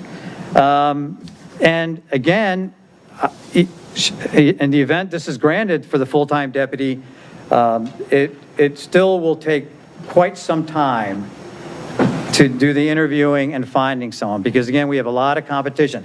But if I don't start now, I'm going to be way behind the 8 ball, especially when my reserves leave. So again, I don't believe I've ever appeared before you and really asked for anything. And, but I see this coming, and I really need to get in front of it. And with that, I would request your consideration to take that under advisement. And if you certainly need any more information or any additional statistics and things, and I know that, you know, with the things that we do, there's been a general increase in what we do, but unfortunately, since we do it, the things that we need to do go up and down. Some days require more deputies than others. Just like the police department has more calls some days than others. So, but you have to have the individuals present. And I think having an additional sheriff's deputy is, I hate to use the word a modest request because everything is cost and I've listened and everything is important. But this is a public safety, officer safety situation, and I have an obligation to bring it to your attention, which is why I'm here today. Thank you. Thank you very much. Appreciate it. I'm sure we have some questions and comments for you, Sheriff, so thank you for Sure. joining us and sharing your request. Ms. Flynn? So I just wanted to confirm my understanding. So you're saying, basically you're requesting an $18,000 to $19,000 increase in funds in order for the pay adjustment, and then the one FTE deputy sheriff, but the one FTE deputy sheriff is what you're requesting, understanding that a half FTE, so your part-time sheriff would be removed, right? So you're saying I'm down half a person from where I was, Right. and I accept the half a person, but I would like to actually have a full-time person because I had difficulty filling the half position anyway. So instead of being down a half, you're kind of up a half Right. with a full-time person. Well, when I was trying to fill the part-time position, I sort of asked for it to be changed to a full-time position, but not formally because I was pretty much advised that that wasn't going to happen. So I was like, well, this is what I have, so I better fill it before it gets taken away. And lo and behold, it got taken away. But that's because I was unable to find a permanent part-time because many of the individuals we interviewed were only interested in full-time positions. So, Got it. So I'm just saying, so in the budget book, you're listed as having 6 FTEs, you, the sheriff, the captain, the lieutenant, the sergeant, 1 deputy sheriff, and 1 senior administrative assistant. And so what you're asking for is 7 FTEs, and instead of 1 deputy sheriff, there would be 2 deputy sheriffs. right. And recently, one of the deputy sheriff was promoted to corporal. So you'd have you, the captain, the lieutenant, the sergeant, the corporal, and then a deputy sheriff. Yes. Okay. Other questions or comments, Mr. Reagan? Yes, during the tour, when I first came on board, was being oriented, there was some discussions that you also respond outside of our jurisdiction, especially the K-9 officer. I think there was a description of him going to, all the K-9s came to a bomb threat to a school. When you respond and support the neighboring jurisdictions, does your department get compensated for that response, or is it, what's the balance there? Because we're small and they're big, it seems like you would be going to them more than they would be coming to us. Yeah, you would think so, yeah. But it's actually an issue of availability. Like, as an example, I was working for the police department when we had a person barricaded in a house on Hillwood. And so all the jurisdictions around us responded en masse. And so you had dozens of officers from Alexandria, Fairfax, Arlington, who responded and stayed there for a couple of days. So the cost of that was astronomical. So, it's one of those things, when you have mutual aid, officers appear and deputies appear without regard to compensation, okay? Because you give what you get, and that has sort of been the standard law enforcement approach for jurisdictions for as long as I can remember, and I've been in this over 25 years. So in answer to your question directly, there is no compensation for responding. And so in a similar situation, also the police K-9 responds also. But I think at the Eden Center, the police K-9 was not available at the time. So, but just like whenever a situation arises like that, which is a critical, significant event, everyone's going to show up. So, but in answer to your question, no, there is no compensation. But I'm sorry, I'll just answer your question a little bit more. It might be helpful in context. The K-9 officer also scans the whole building before court.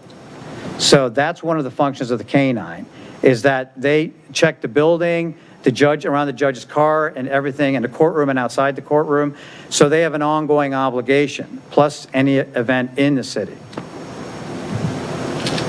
And all the talk about the bomb threat, I think the chief said it was actually a fake and there was no Yeah, it was an public threat, luckily. So for anyone who was worried about having a grenade at the Eden Center. Yeah, I was there and was one of the first ones to show up, and yeah, it was in fact a very real-looking grenade, so. Okay. Other questions or comments? Ms. Connolly? So, Sheriff Kay, Yes, ma'am. the day-to-day regular responsibilities of sheriff's deputies and the members of your team, not counting parades and things, you're here for court every week? Yes. 2 days a week, 1 day a week? 2 days a week, and it varies which weeks of the month. And while you have some here for court, others are transporting prisoners? Yes. Okay. Yes. And then you also have evictions? And what else? Civil process. Okay, so you're serving papers when there are We're serving suits? papers. Okay. Yes, and then we do some tax, but it's been a while since we've done tax sales. We work with the treasurer's office too when they have to do things like that. But, you know, civil process requires a lot of deputy time. Evictions require a lot of sheriff's time. And also that has gone on the increase. We've had, in a 5-day period, we had an eviction every day. So it just is, and again, these evictions are scheduled, and a lot of these, every inmate transport has to be court ordered. So, but, you know, another example, we had recently an excess of 24 hours of guarding an individual having a mental health crisis at the hospital. So that required 1 to 2 deputies to be there for over 24 hours. So needless to say, with the limited number of deputies that we had, they worked many, many, many, many hours. So again, the uncertainties of what we do requires the availability of deputies. And even if they're not here, they're in training and doing something along those lines. But again, I mean, even though our tasks are a little bit different, the need for the number of personnel is very consistent to the police department. Even though they work 12-hour shifts and do all that, we work, sheriff's deputies work 20 days a week, plus Saturdays many times. Police officers, and I was, again, one for many years, you work 14 days a month, but you just work 12 hours, generally speaking. So, but since you're law enforcement and you're required to have all these certifications and all that, and you're in the city, if you're a sheriff's deputy and someone's robbing a bank, you are going to respond. Our rules require that you respond, and certainly the community expectation is that an armed, trained, highly experienced law enforcement officer, of which all our deputies are, okay? So you're dealing with a very high quality level of law enforcement responding to someone and being present in the city. Now, also the city has an extensive number of special events, which frankly could not be conducted without the sheriff's office in terms of law enforcement, traffic control, street closures, just general security, and the K-9 officer, along with the police K-9 officer, canvasses the whole area too on every special event. So, I mean, a lot of what we do is not apparent, but it's just kind of done, I guess, under the radar, for lack of a better phrase. So, and we're not really used to telling everyone what we do, right? We just kind of do it.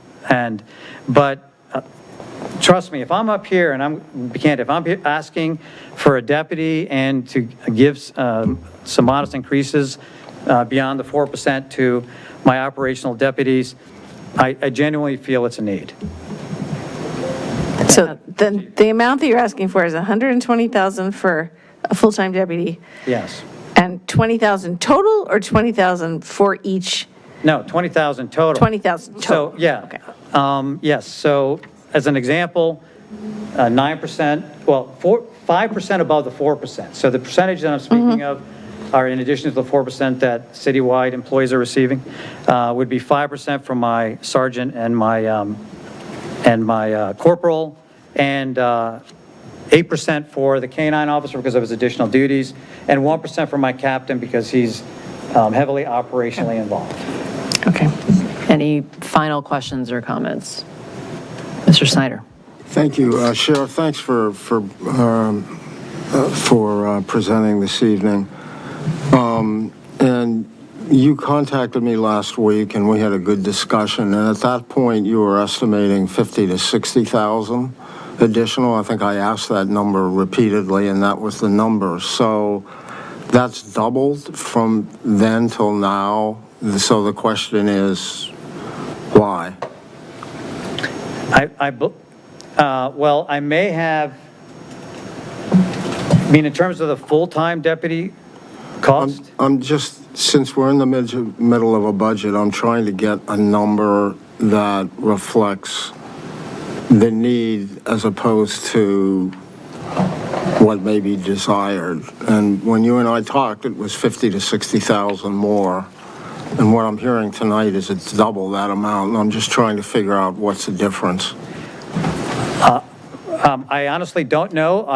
I believe when I initially contemplated the market adjustments for the sheriff's deputies, I was utilizing some of the percentages that the police department had advanced for their police officer 1, police officer 2. And with that math, with the numbers that I was contemplating, I believe the total for the 4 operational deputies would have been $50,000 to $60,000. Then, after some consideration and consultation, I felt it would be more appropriate to reduce those figures and attempt to increase. I sort of anticipated the amount of money total that I would be asking. I want to keep it in a certain range. And so I reduced the amounts for the market adjustments requested in order to provide more funds for the full-time deputy, because I anticipated that most deputies that would apply would require a higher starting salary because probably they would have experience, because they would be already certified and we would not be sending them through the academy. So perhaps that's the reason. Yeah, I'm just trying to figure out, because I recall that you went through the staffing issues very similar to tonight, and the number that I was given, and I think I asked that repeatedly, the number was in the 50 to 60,000 range, and tonight it's more like 140,000. So I'm just trying to figure out what happened, what's the difference? I honestly, sir, I do not know. I may have, I was utilizing different percentages for the market adjustments, but certainly our entrance salary for a full-time sheriff's deputy would be in the 70,000 range, plus benefits. So I may have misspoke or misunderstood. I really don't know, sir. Is that Mr. Snyder? Yeah. Okay. So to wrap up, thank you for joining us tonight, Sheriff Kay. I guess a couple of follow-ups that would be helpful as we consider your presentation tonight. So one, I think in general, we all want to support our law enforcement and public safety, and so we appreciate, especially when you step in, as I said over email, on traffic enforcement. I think that is the number one thing we hear in the community. I think anytime one of those speed trailers shows up in a neighborhood cheers, because they really are grateful that that is a good traffic calming device. That said, I think while the concerns you've shared with us about, people barricading themselves on Hillwood Avenue or crime, I think Chief Fard last week also congratulated us that we've actually seen the 17-year lowest crime rate. And so presumably inmate transfers would also be lower, but I think I'm hearing you say it's actually higher. So I would love more data on what actually the workload increase has been on both inmate transfer as well as evictions. Sure. I know that evictions was cited in the budget Q&A, but it only goes back 3 years.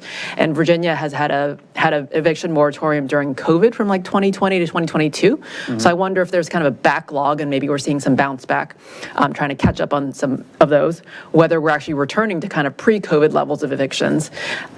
And so I would love some more data on that. And then finally, for special events, we certainly appreciate the sheriff's support at those. My understanding, we hasn't actually increased any special events in the city as much as the city council would like to see more. And so getting a better sense of kind of the sheriff's workload would be helpful for us to evaluate. As you can see, we're all pretty hesitant to keep adding to the budget, anticipating some lean years ahead, but we want to weigh your request very carefully. Yes. All right. Well, thank you very much. Any information you need, I'm more than happy to provide. Great. Okay? Thank you. Okay, thank you for your consideration and your time. Thank you. Have a good night. Thank you, you too. Okay, so where I know that we still probably want to discuss more budget, but we also have other things, and we're close to 11. Do we need a bio break, a quick recess before we continue with the rest of the agenda? Or people have just been getting up? I'd like to move around, yes. Okay, so it's 10:51. Let's come back at 11 o'clock. Okay. Maybe, Justine, if you want to go home, you can.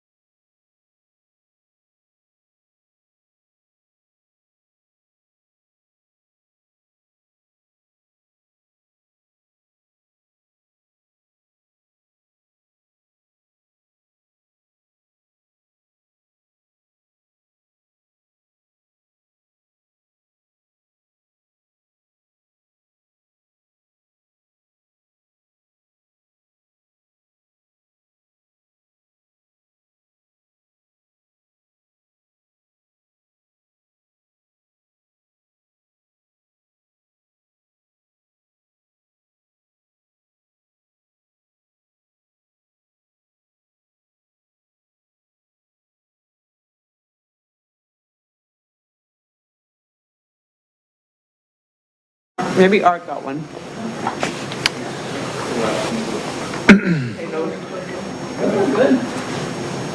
I like that. He's got like the whole light.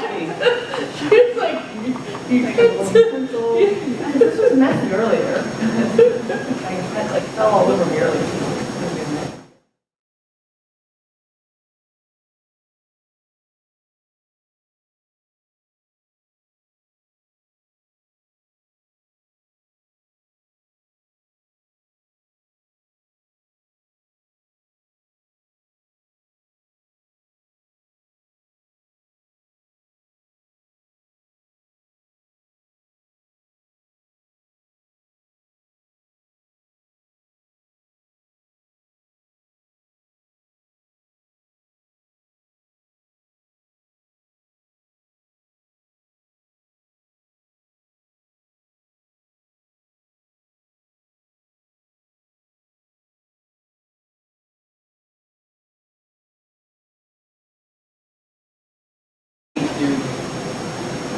First reading on that? On which? Is it first reading or is it public hearing?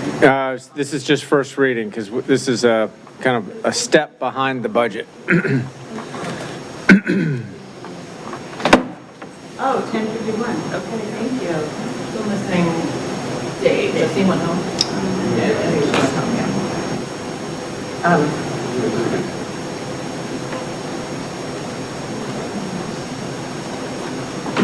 Thanks for the snacks, HR.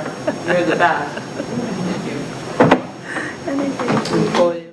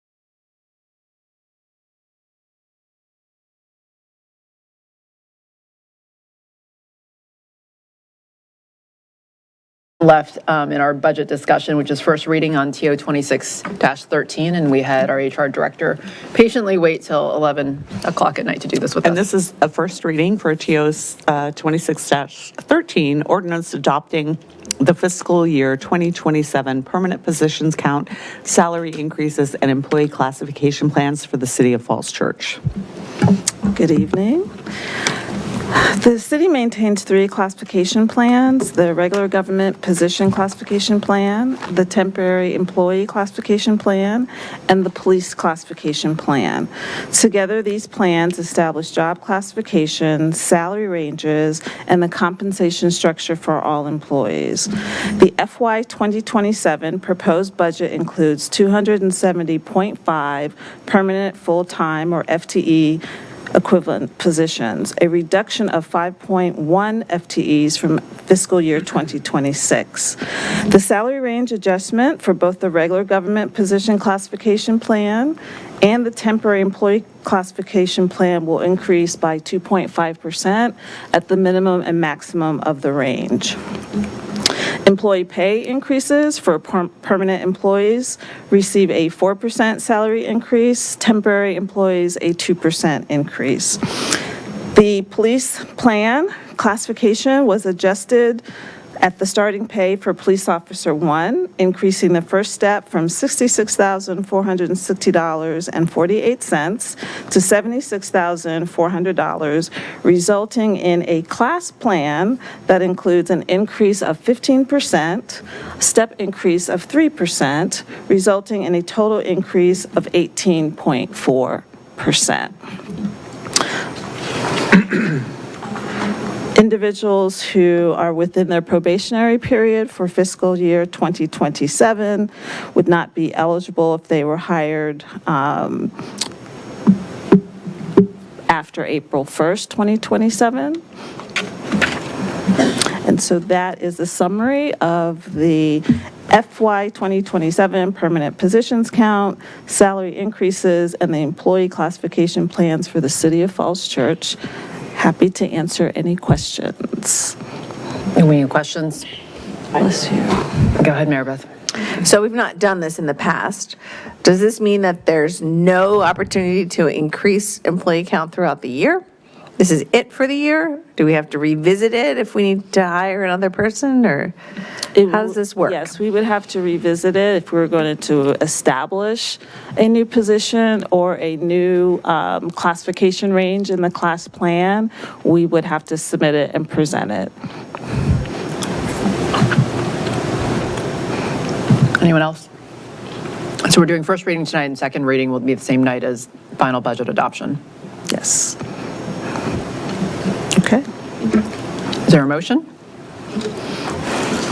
I move to grant first reading to TO 26-13, schedule a public hearing, and second reading for May 11th, 2026, and advertise the same according to law. Second. Ms. Downs on the second. And call roll, please. Mr. Agan? Yes. Ms. Conley? Yes. Ms. Downs? Yes. Ms. Flynn? Yes. Mr. Snyder? Yeah. Ms. Underhill is absent. And Mayor Hardy? Yes. Motion carries 6-0. Thank you. Thank you. Thank you. Have a good night. So we have consent, and then we can get to our Virginia Village item. So on consent, we have appointments as well as the 2 contract authorizations that we talked about last week in work session. Does anyone want to remove anything from the consent agenda item?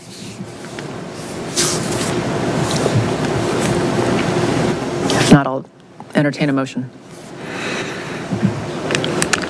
I move to approve the consent agenda. Is there a second? Second. Ms. Flynn on the second. Call roll, please. Mr. Agan? Yes. Ms. Conley? Yes. Ms. Downs? Yes. Ms. Flynn? Yes. Mr. Snyder? Yeah. Ms. Underhill is absent. And Mayor Hardy? Yes. Motion carries 6-0. Thank you. Before we move off of the vehicles, I think in the discussion, work session we had with the chief, there was discussion that there would maybe be 2 vehicle purchases for police fleet, depending on their underspending in their department budget. Is that my recollection correct? That's correct. Okay. And I think you wanted and we'll 8. continue the conversation with council as we get into kind of closing out the year-end financials, as we see if we can make more progress on fleet replacement with year-end money. So in his total request, I think he'd asked for 6 or 8 or whatever it was, but we think we can hopefully make progress with 2. So 2 is in addition to 3 that were already procured through the normal budget process. So 5 new police cars are already in process now for this year. So that's a good step. And there's one other element that as we sell old vehicles, we're sort of tallying up the receipts of that, and that's about $85,000. And it's possible that we could bring a budget amendment to repurpose the value from those sold vehicles to continue to refresh our fleet. And I'll just remind council, whenever we do refresh fleet, we always, in your staff report, there's a sort of a crosswalk to the GOEP, the Government Operations Energy Plan, so that we can track our progress, what we said we're going to do and what we are doing. And we do that with every police vehicle, or with every vehicle purchase we make. So to recap, make sure I got it right. The police expect 5 new ones already in 2026, 3 already ordered, 2 from additional underspending as we close out the year. And then potentially as we sell off the old vehicles, that brings an additional revenue that we could convert. And that's a future decision for council, but that's one more opportunity that we're kind of working through internally and hope to be able to bring to you. Okay, so to me, that should help us feel better about that unfunded need that the chief brought to us last week. Yeah. And I have an outstanding budget request to basically get a table, because it's not clear to me how many cars are in the fleet, like what the cycle is, does this mean half of them are now up to date? Does this mean a quarter of them are up to date, and sort of the outstanding ones and the years for them? So I would still ask for that table by next week. Yeah, we'll produce that table. It should be, this is not, hundreds of vehicles. This is a small number of vehicles. We can provide much greater clarity. Great. Thank you. Mr. Shields, kind of along those same lines, I know that we've spoken before about the term that the schools use, maintenance of effort.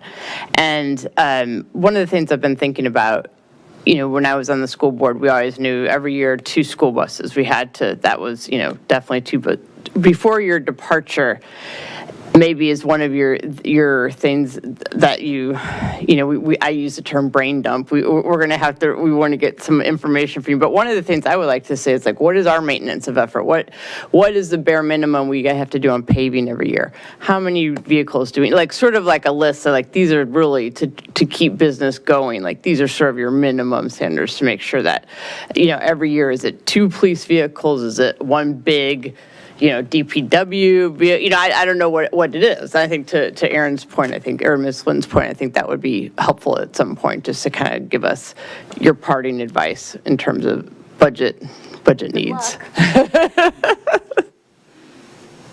Thank you. And how to do it with less revenue. Okay. Well, on vehicles, one quick question is, obviously, the police cars themselves, we end up getting new, but the police chief also mentioned, like, the fire marshal or the deputy fire marshal. Have we looked at, low mileage used vehicles? Well, the City of Falls Church has a lot of low mileage used vehicles. And so, for instance, that deputy fire marshal is using one of our old cars that has low mileage but is, 9 years old, and is my understanding. So we do repurpose our own fleet in that way. Should we buy any? It's a good question. We don't usually. I can't recall us ever buying a used vehicle. Yeah, I just saw a report that EVs are coming off of a lease. The number of EVs coming off lease right now is, like, skyrocketing because, they took off 3 years ago. Right. So, I don't know. I might need to look at that for myself. Okay. Sorry, that was meant to be a brief question about fleet in light of the concerns we had heard from the chief last week. So I'm glad that they are getting 5 new ones, and hopefully we can sell off some old vehicles as well. So let's move on to the work session part of the agenda. Or actually, no, we still have authorizing the Virginia Village contract before we get to work session. And hopefully we did all the work session early. Right. So Virginia Village, so what council is requested is authorization for staff to spend in excess of the $100,000 threshold for commercial real estate advisory services. The city proposes to proceed with Jones Lang LaSalle to be the city's advisor. And the scope of work is in the staff report for this item. And I would say, in response to some of the questions the council has gotten about the scope of work, is that the essence of the Virginia Village project is this is a commercial real estate transaction that we're envisioning. Because we're a public body, our motivations and our intentions are for public purposes. And so the city is in charge of determining what our public purposes are. In that, we're guided by our affordable living policy, which the council adopted just a short time ago. In addition, in terms of public policy for community character, design, and kind of land development policy, that's the process that we're engaged in right now with our planning staff and with community to update our vision for the Virginia Village area.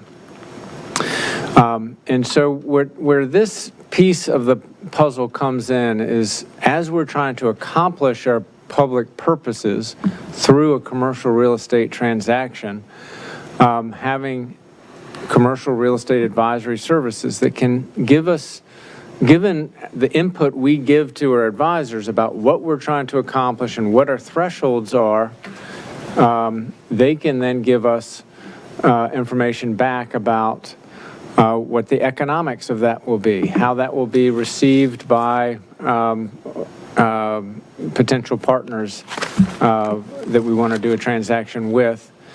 And that's really necessary advice as we go through the decision-making process. This group will not have opinions about buffers or building heights or even what our affordable housing goals are. We're going to tell them what those objectives are, and then they will evaluate those and sort of give us some feedback as to what that's going to look like from a pro forma perspective.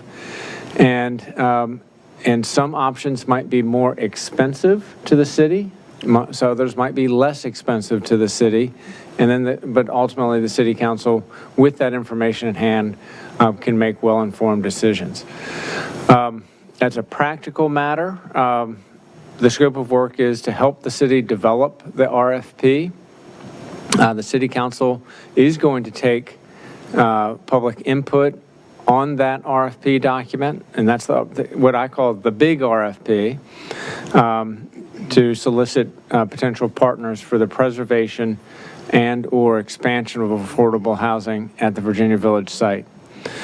They will then support the selection committee to help them with the matrix and the selection process so it's rigorous and thorough. When the selection committee gives a recommendation to the city council, the way that the city council is going to affect their selection is going to be with a term sheet that we will have worked out and negotiated with the top-ranked respondent, so that what you'll be selecting is an entity and a set of terms, which we would call the interim agreement, so that as much transparency on all parties' side as to what the expectations are of that partner are known. And then once that is set, which we're, ambitiously targeting for next, in the August, September timeframe, then would factor ultimately into a pathway towards closing on the properties where the Virginia Village properties are transferred to this selected entity under the terms that have been negotiated in that interim agreement. And so that interim agreement then turns into a final agreement or a comprehensive agreement, and that might take a matter of months before that closing happens. So that's a summary of what this group would do for us, and I'll stop there and be happy to answer any questions. Thank you. I think thinking about it kind of as like the small RFP and then the big one has been helpful based on the public comments we got last week and this week. So this is the small RFP that, to get our advisor. The big RFP is the one that is really where the public policy things will be worked out so that the RFP is as clear as it can be for the respondents. Okay, questions or comments for Wyatt? Dave? I just want to be absolutely clear because we've gotten so much comments on this.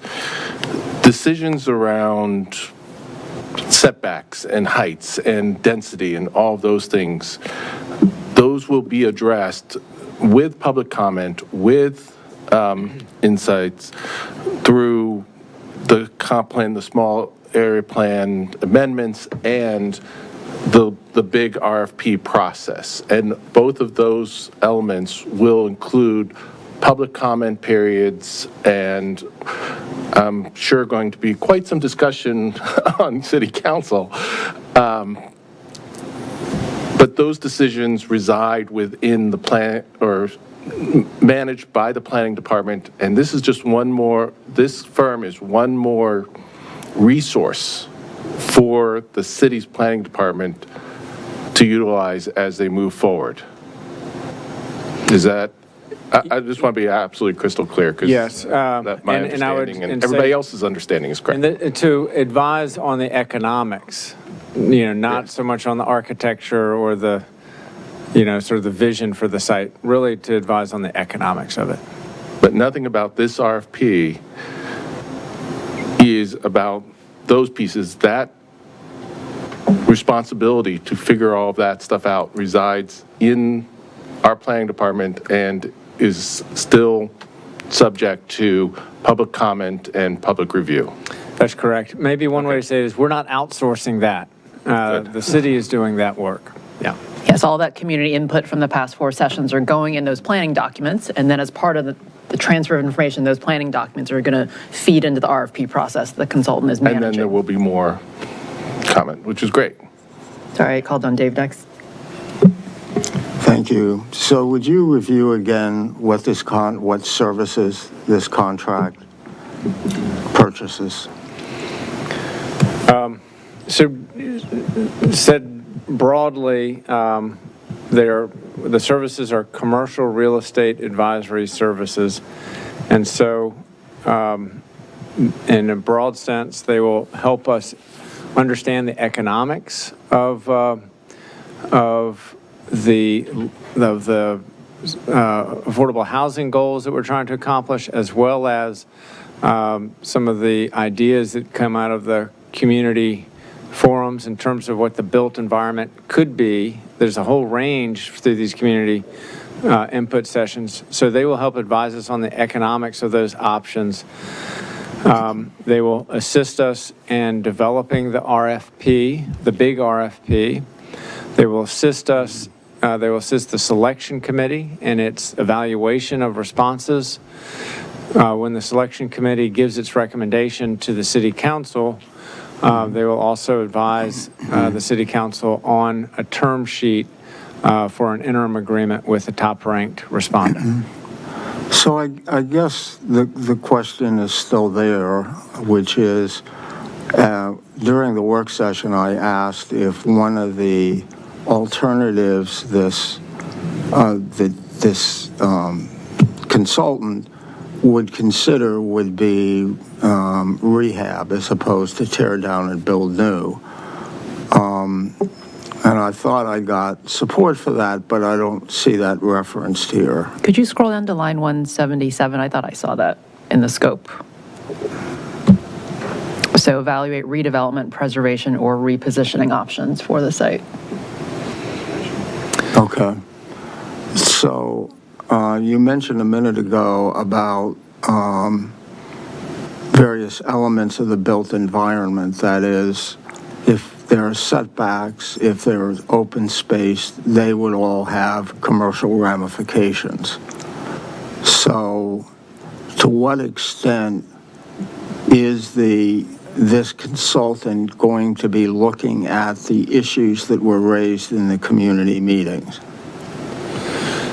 I think that they will really be receiving that from the city and then helping us assess different development models for feasibility from an economics perspective.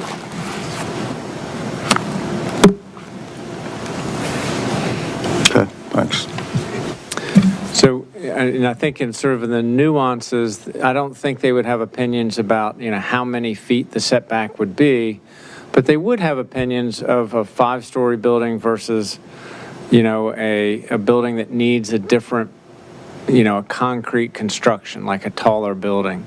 They will be able to help us assess what the parking needs would be and what the cost of those parking needs would be based on the size of the building. Those are some kind of simple examples of things that they would be able to give us industry standards on in terms of what they mean from a cost perspective.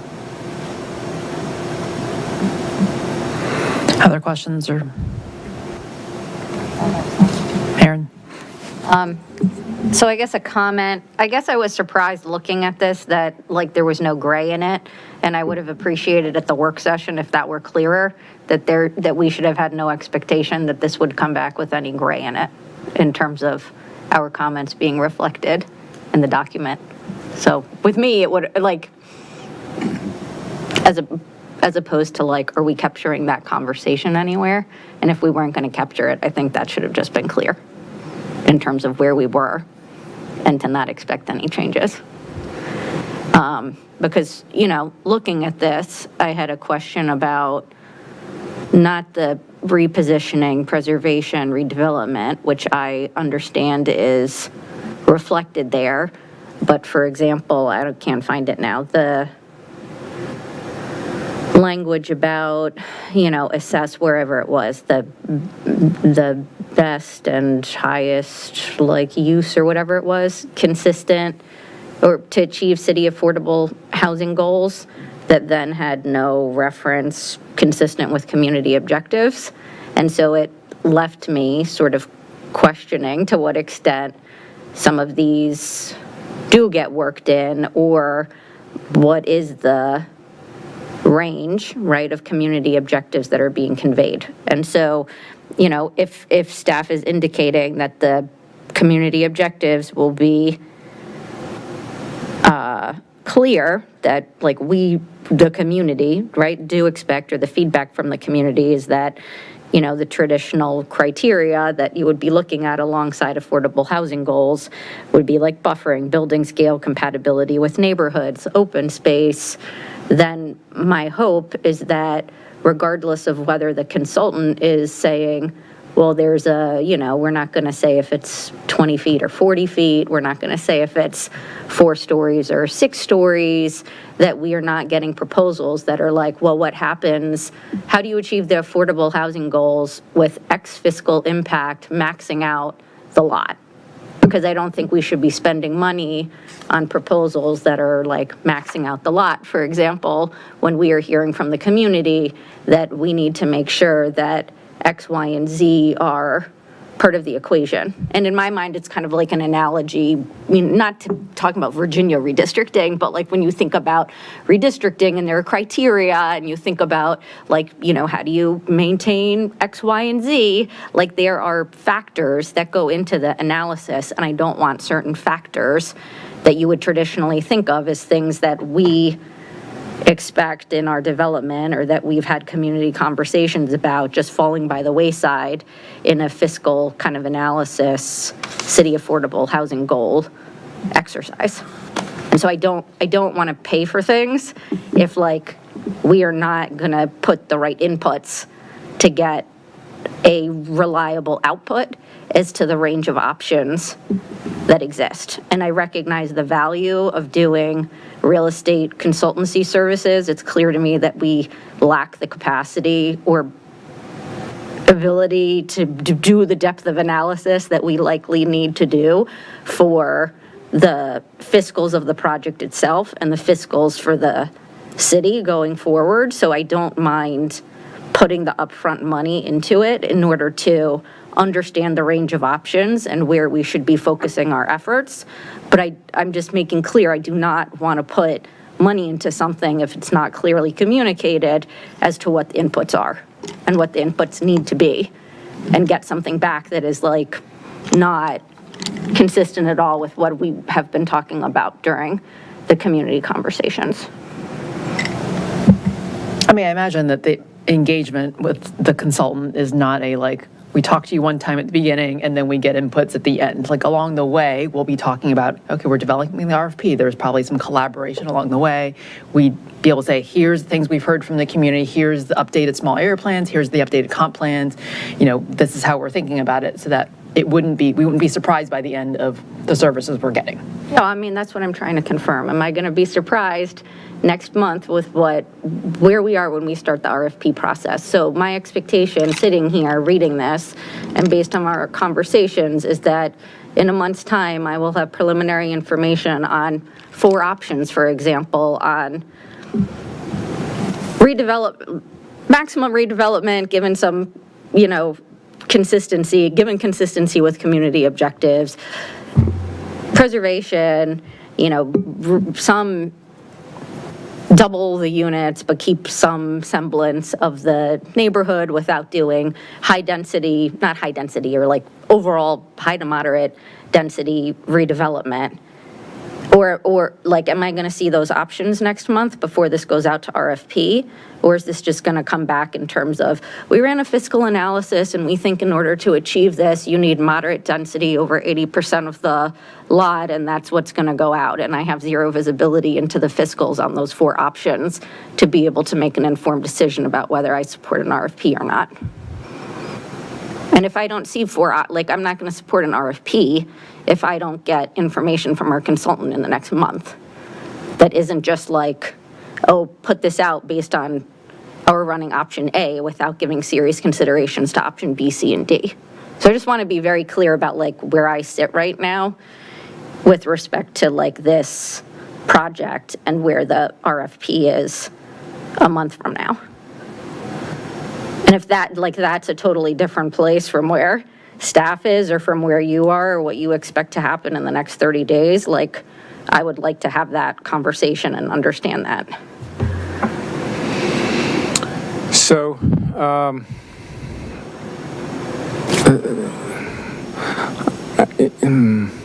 where I think the greatest value, frankly, is going to be is in the RFP process, sort of trying to assess the proposals that come in and the ideas that come in.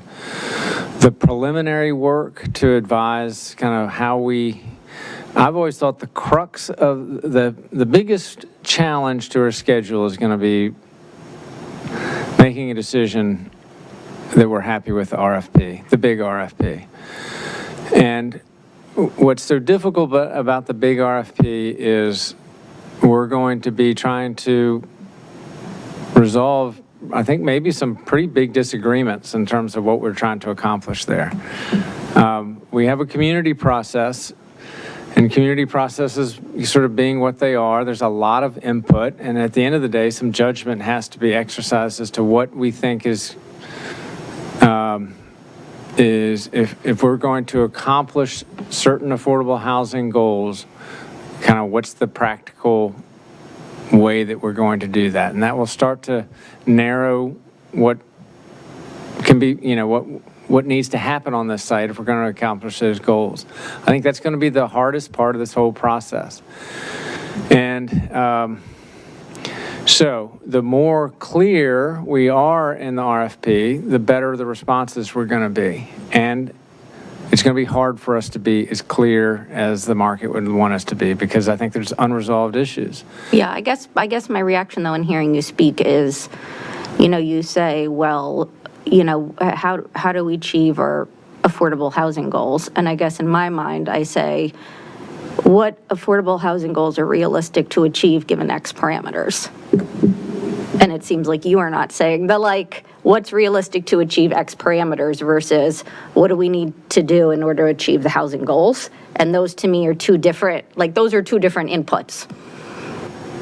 And I think the danger that I see is if we're not on the same page with the, what do we need to do to achieve our affordable housing goals versus what's realistic for our affordable housing goals given X parameters, there's going to be like a gulf that continues to grow as opposed to a disconnect that we are somehow able to narrow. Right. So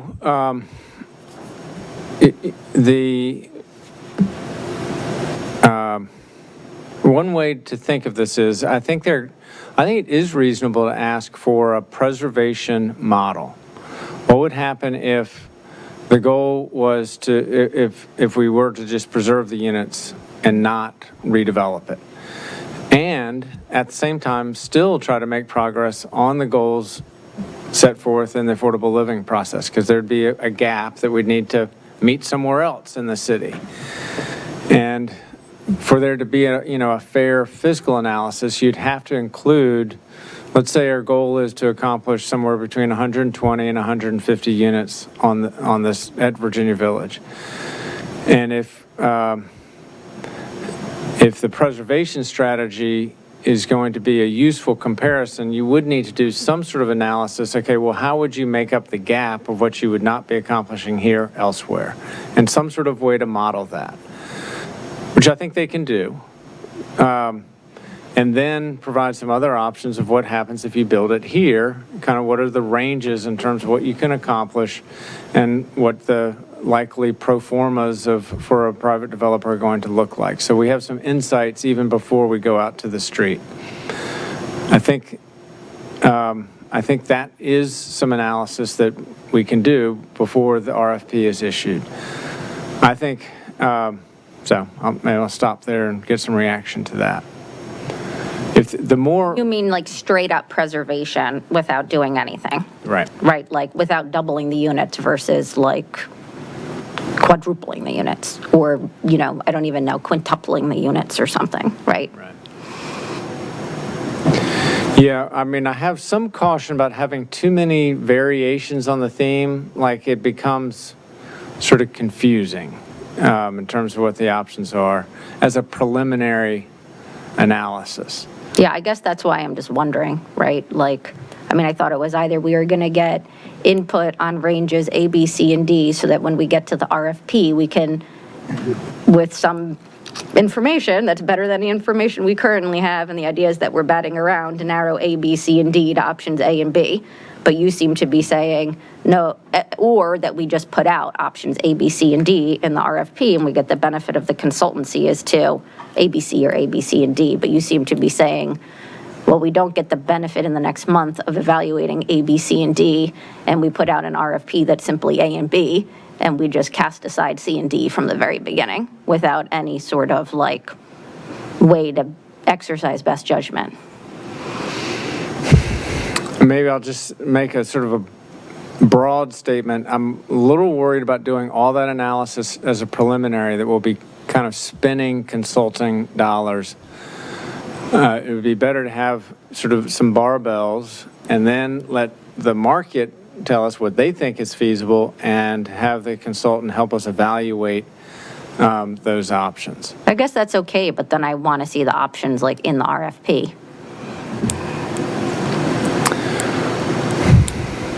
So, I mean, I'm just being frank about where I think the conversations are and some of the feedback that you're going to get about limits that we're placing on the RFP if some of these issues aren't resolved before the RFP goes out. And then I guess I have a separate question. The consultancy is like contractual, and so depending on the style of redevelopment that's ultimately envisioned, does this stay as a contractual agreement, or is there any, like you said, this person works for the city and we get the benefit as they're our consultant, but does this flip at any time into an agreement that is beneficial for our consultant based on the type of development that occurs? No. Or it stays as a like contractual thing that where they're not getting X amount of value based on what we ultimately decide? So I understand your question to me is there any incentives for the consultant to get to closing or, you know, anything like that?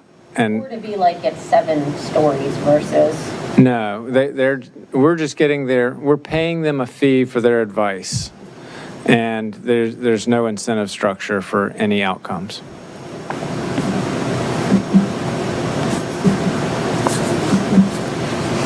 Oh, and my last one, sorry. This is an easy one, hopefully.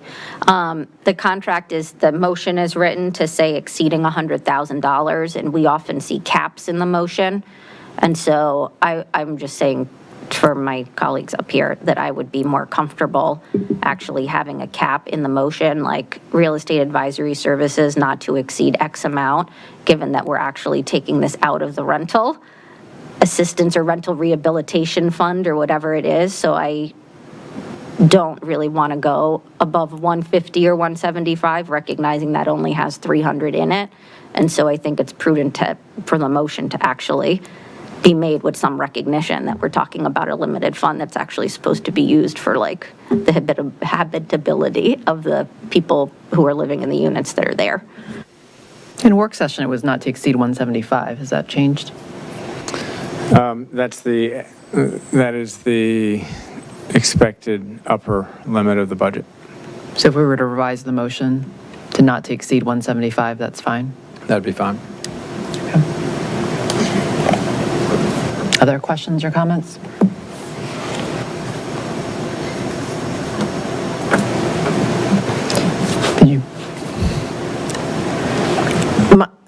So my expectation as we go through all this is that, again, this is the preliminary. We're going to hire these people as our advisors. The other questions about the specific aspects of the development will come in the second RFP. You know, those of us that were around when we did the high school remember Lenny mentioned the 13 different options.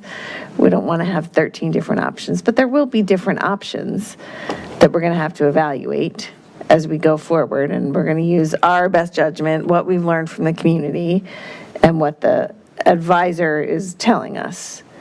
But we're not going to, but the community input is super important in all of this.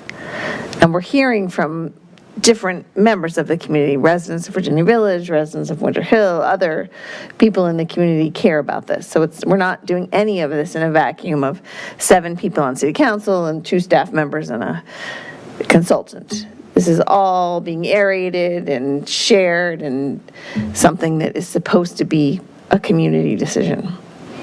And that's the intent that I'm going into it with. I'm assuming that's what my colleagues are as well. No one's going in with anything baked in. Okay, this is what we're going to do. We know it already, because we don't know. So we're really open to a lot of different kinds of feedback and information. But I don't want 13 options to have to decide on. I would recommend on this May 16th work session, or is it the 18th, where we have the RFP scope of work, that we're going to have quite a discussion. So I hope to see some solid structure at that meeting to help us. Okay, other thoughts? I mean, at some point, we just have to start somewhere. Like, we've been talking about this, and I think we have lots of community input. We also have public policy goals that we're trying to accomplish, and we have to start the process, figure out how those all fit together and what is the best option that best accomplishes it, and just like budget, what balances all those different considerations. But we can continue deliberating without input from the market or input from a real estate consultant, and we're not going to get anywhere. And so I think we should proceed. Well, and not to mention it's a tight timeline as it is with this process. So, but I'll just say that again, we are. We've heard from the community and having been through this on the school side with Meridian and having an owner's rep, that's kind of how I see this person as an owner's rep, and is going to be there to, we direct this person, this is what we want, this, and this person's going to lend their expertise to us. But we're in charge of it, just like, we were at Meridian when we were building Meridian.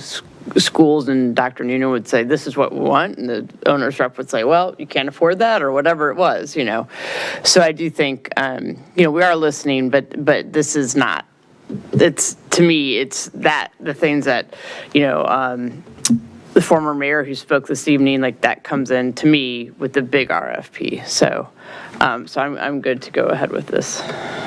Okay. Is there a motion then? With the revised not to exceed 175. Thank you for getting that up there. Just, Madam Mayor, before we get there, I was trying to approach this with an open mind, but after hearing the city manager describe what this project really is, which is 120 to 150 units, I'm not on board with that.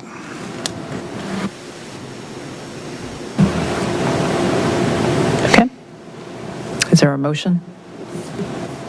I move to authorize the purchasing agent or authorized designee to execute a contract with the firms Jones Lang LaSalle for real estate advisory services not to exceed $175,000. Is there a second? Second. Ms. Downs in the second. You call roll, please. Mr. Agan? Yes. Ms. Conley? Yes. Ms. Downs? Yes. Ms. Flynn? Yes. Mr. Snyder? No. Ms. Underhill is absent. Mayor Hardy? Yes. Motion carries 5-1. Thank you, council. Okay. I know we had the work session scheduled after this, but I think we did plenty on work session for budget. And I presume, given that we're close to midnight, we do not need to do through the schedule tonight. Okay. Is there any other business not on the agenda? Regional committee, council liaison reports? Final council member comments? Okay, well, let's adjourn then before midnight. All right. Call Thank it you, a win, council. because it's not 1 a.m. Thank you all.